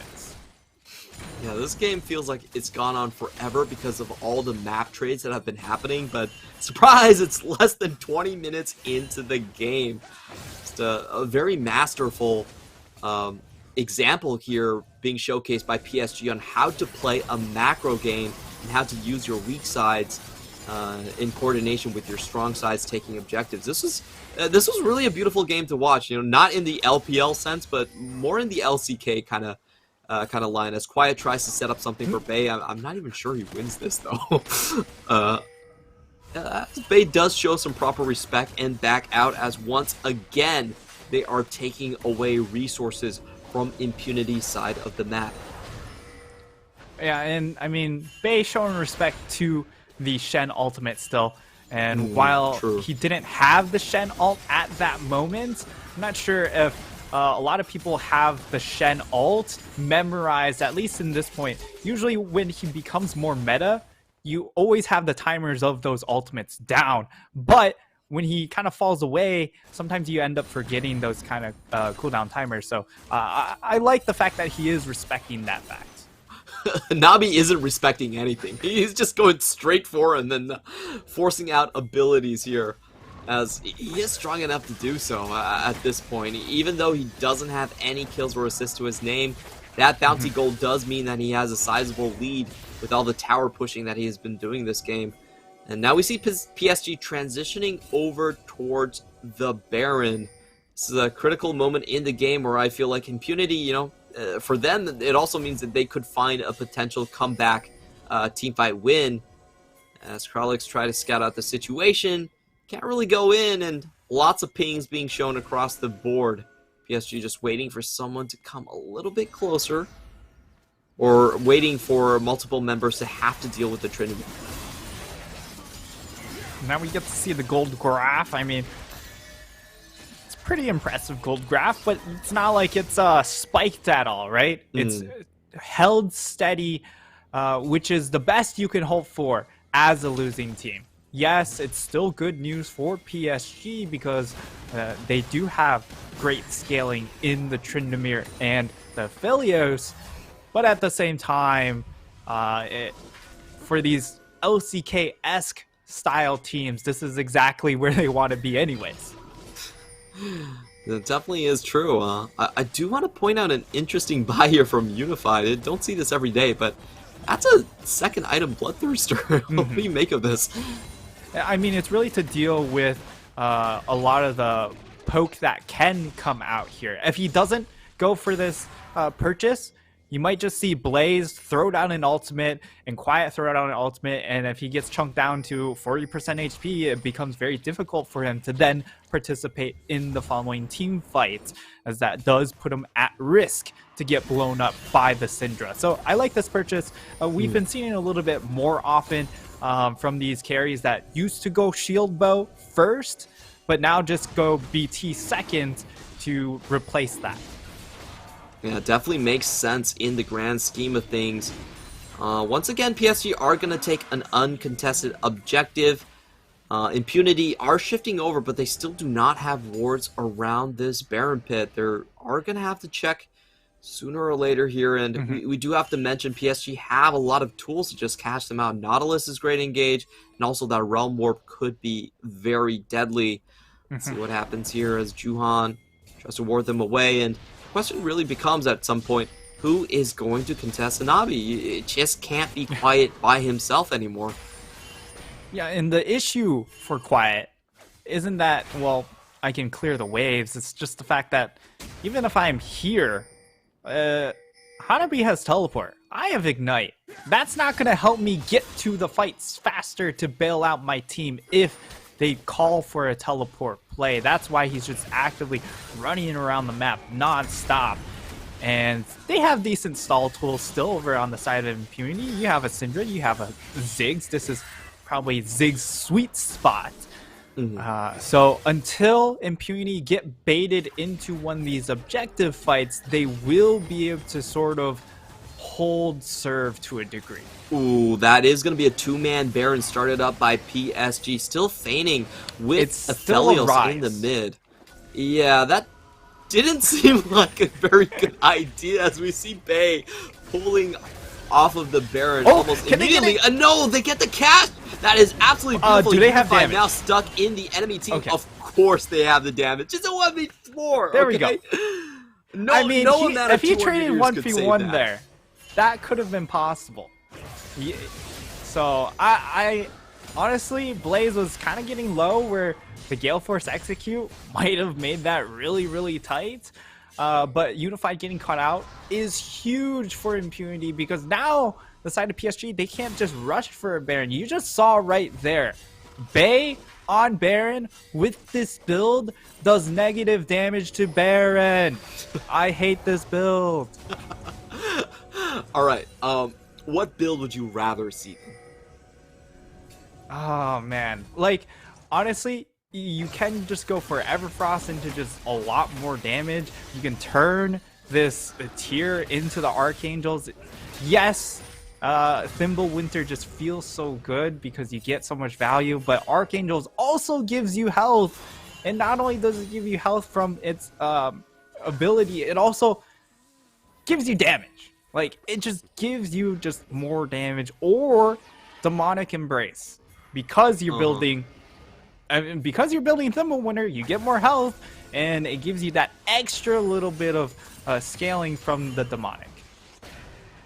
Okay, maybe one day we will see a turn back to a more damage-oriented machine gun mage, but I also want to make the case for Thimblewinter. It's, you know, you get a 360 shield every 8 seconds in combat. It's does make you tanky. It really is pretty broken. It really is pretty damn strong, and you know, we really have seen a shift of Rise. This Thimblewinter Rise, pretty damn low win rate across the board in the major regions. You have a point right there. That, like, reality check definitely goes towards you. But, you know, stats-wise and value-wise, it's kind of hard to argue, and I see why a lot of people are still sticking towards this. PSG, after hurting Impunity out of their own jungle, are finally going to turn back towards the objective, and they're taking it very fast this time around. Impunity just have no answer. I'm kind of surprised they went for a synchronized back. Yeah, that was a 4-member back. I think they saw the objective timer in the Dragon, knowing that it was a minute away, and they wanted to try and get a group recall to try and set up for that Dragon play. Unfortunately, they kind of left Baron very, very exposed, and with red-white, that is a champion that does do damage to Philios. While Bay on this Rise doesn't do a whole lot, the Philios is. So now, here's the setup. Blaze Here comes is caught the out. Realm War. He's dead. Blaze is caught. Nowhere for him to go. He could flash over the wall, but that's not going to save him. And a very easy follow-up by PSG. PSG are just getting everything pretty much uncontested this game. It just looks so smooth and so easy. Impunity, you know, not going for a staggered recall, going for a synchronized recall, gave so much of the map to PSG. And even when you were talking about that Drake setup, you know, I still feel like PSG came into the objective so much more composed. Now they're knocking on the base. We're going to have to see another huge play from Taco to bring this one back, but he misses the Sonic Wave. Faith goes down into stasis and has to flash out. No one really to defend this cannon minion. No one has the range to walk up to this one, so it's just going to wail away on the tower as Hanabi goes on to another objective here. Oh, Double cannon just with the tower Hullbreaker. gone already. These cannon minions hit hard, even with the extra wave clear from a Ziggs. It's going to be so hard to deal with these super minions, right? So PSG, they really get to dictate how they want to win the game. Do they continue to play reserved, or they just try and pull the trigger right there? It does look like they will play things slow. Hanabi will get a lot of attention pulled to him, but the rest of his team headed over to that Dragon. It is not Soul, so Impunity can afford to give it up without dire consequences, but it's still not a good look. I like how Taco just eyeballs Hanabi and thinks to himself, nah, I can't kill him. Yeah. He's just not going to die. This Lee Sin has not panned out this game whatsoever. 0, 1, and 2. Not quite the impact, but only 8 kills in this entire game that's about to be 29 minutes. So it's been a very slow game in general, and I think this is the style that you're going to see more often than not from PSG games going forward. Yeah, it's such an abrupt departure from what we are used to, but hey, if PSG can turn into a team fighting powerhouse for our region, then I think that's somewhat welcome. You know, our last year, our representatives in Beyond Gaming and PSG with Maple and River, they frankly were not very good team fighting teams. They were not 5v5 oriented whatsoever. And, you know, this could be a fresh of breath air, a breath of fresh air, excuse me. Fresher breath, here. I do enjoy that. Yeah, I admit, sometimes I get my breasts all confused up.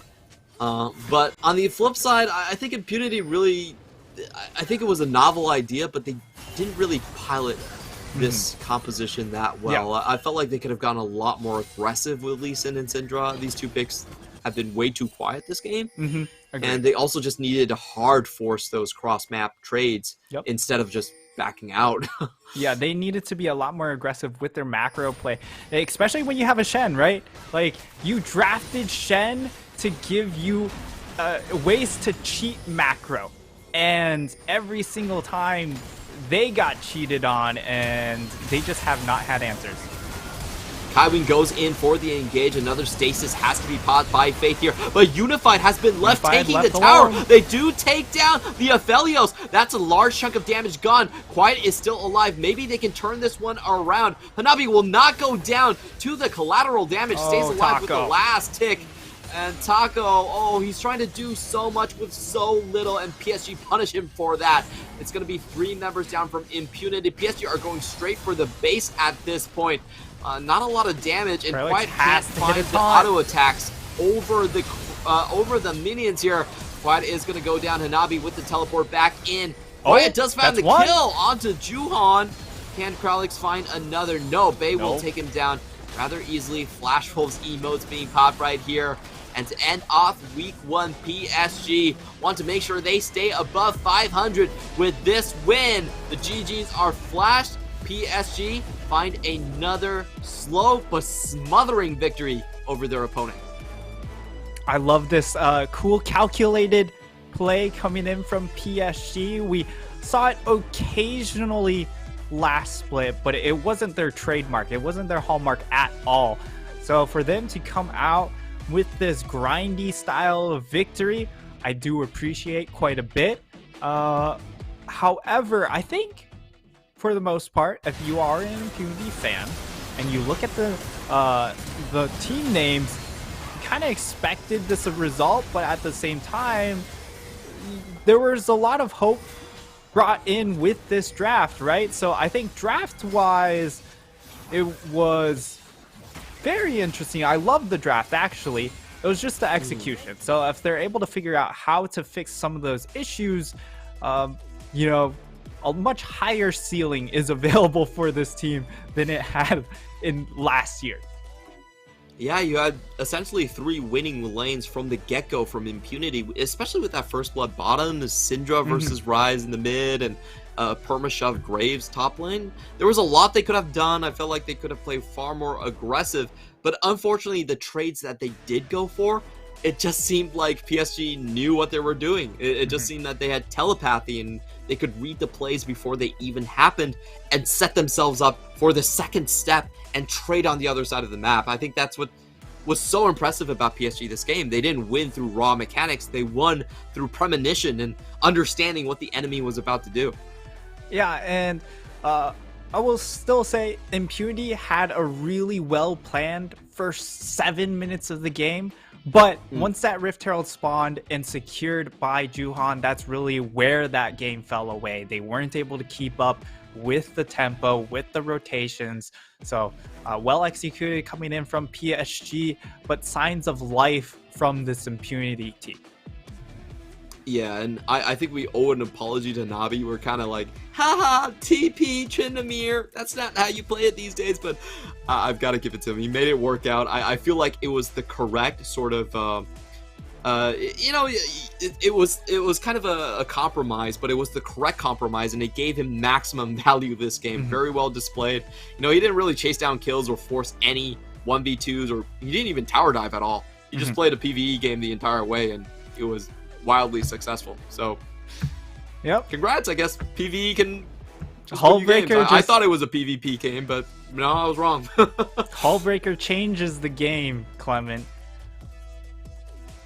It does in very surprising ways, as we did get a Hullbreaker Poppy in the LPL today. So I feel like today is a showcase of all the weird things that are not supposed to happen in League of Legends. We got the Smite Barb win from DCG, and then we got the Hullbreaker extravaganza today from multiple leagues.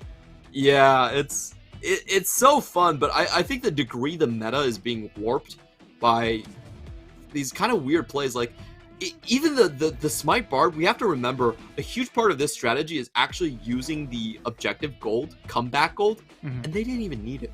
They didn't even need that factor the entire way through. It just worked as a pure roaming build against tanks. Yeah. I mean, this is really interesting because I wonder how far Riot will go to kind of fix these issues, because if they want a standard game, fixing just parts of it's not going to work. Yeah, there's definitely going to be a lot of discussion on how to fix it. And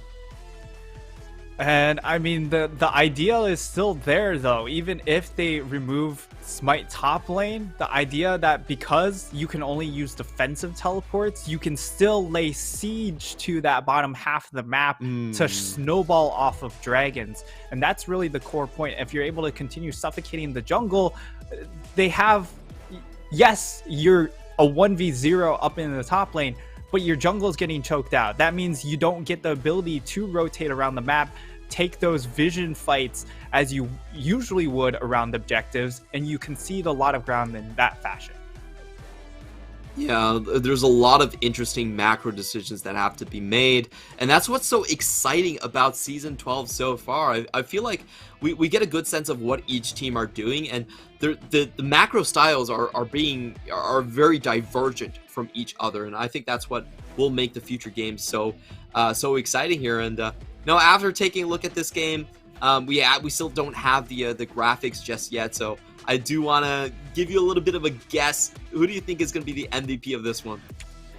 MVP, I would say either Hanabi or Juhan, just because Juhan's the one making the plays. But I feel it was more about Hanabi warping the map because he's on Tryndamere. Of course, coming into game, it forced the Graves to go Ignite. It also forced them, I feel, to go for the Shen pick. So just the Tryndamere itself existing changed the dynamic of the game. Can we give MVP to Hullbreaker? We can check with production if we can give it to Hullbreaker. I'm just going to give it to Hullbreaker. But finally, we are going to be taking a glimpse at the recap of this game. Taco with 3,400 damage. That's not a sight you want to see on a Lee Sin with Core Drinker. But across the board, just very smooth sailing, and another testament to PSG's macro game. The only concern I do have for Impunity is that we've seen 3 games of Lee Sin from Taco. Is he basically a Lee Sin one trick? Because Lee Sin is a very risky pick, right? If you don't find a lot of kills in the early game, your mid and late game drop off dramatically. So if it just shows that he's essentially a Lee one trick, that will be problematic for them. But it is Hanabi with the Hullbreaker Tryndamere coming away with the MVP. Amazing stuff from Hanabi, and back to his fighters, back to his split pushing. This is such an interesting split because as a competitive top laner, I think you have to move away from a lot of your weak side habits. I think you have to venture into more aggressive styles. And it's really fun to see Hanabi being able to pull that off. Now we're going to take a look at today's results. Once again, it feels like blue side has been rather dominant through all of our games. Oddly enough. 87. Yeah, 88% win rate before today, even higher afterwards. Taking a look at the standings right now, we do have Meta Falcon team taking their first loss, but DCG and CFO now dominating the top of the ladder.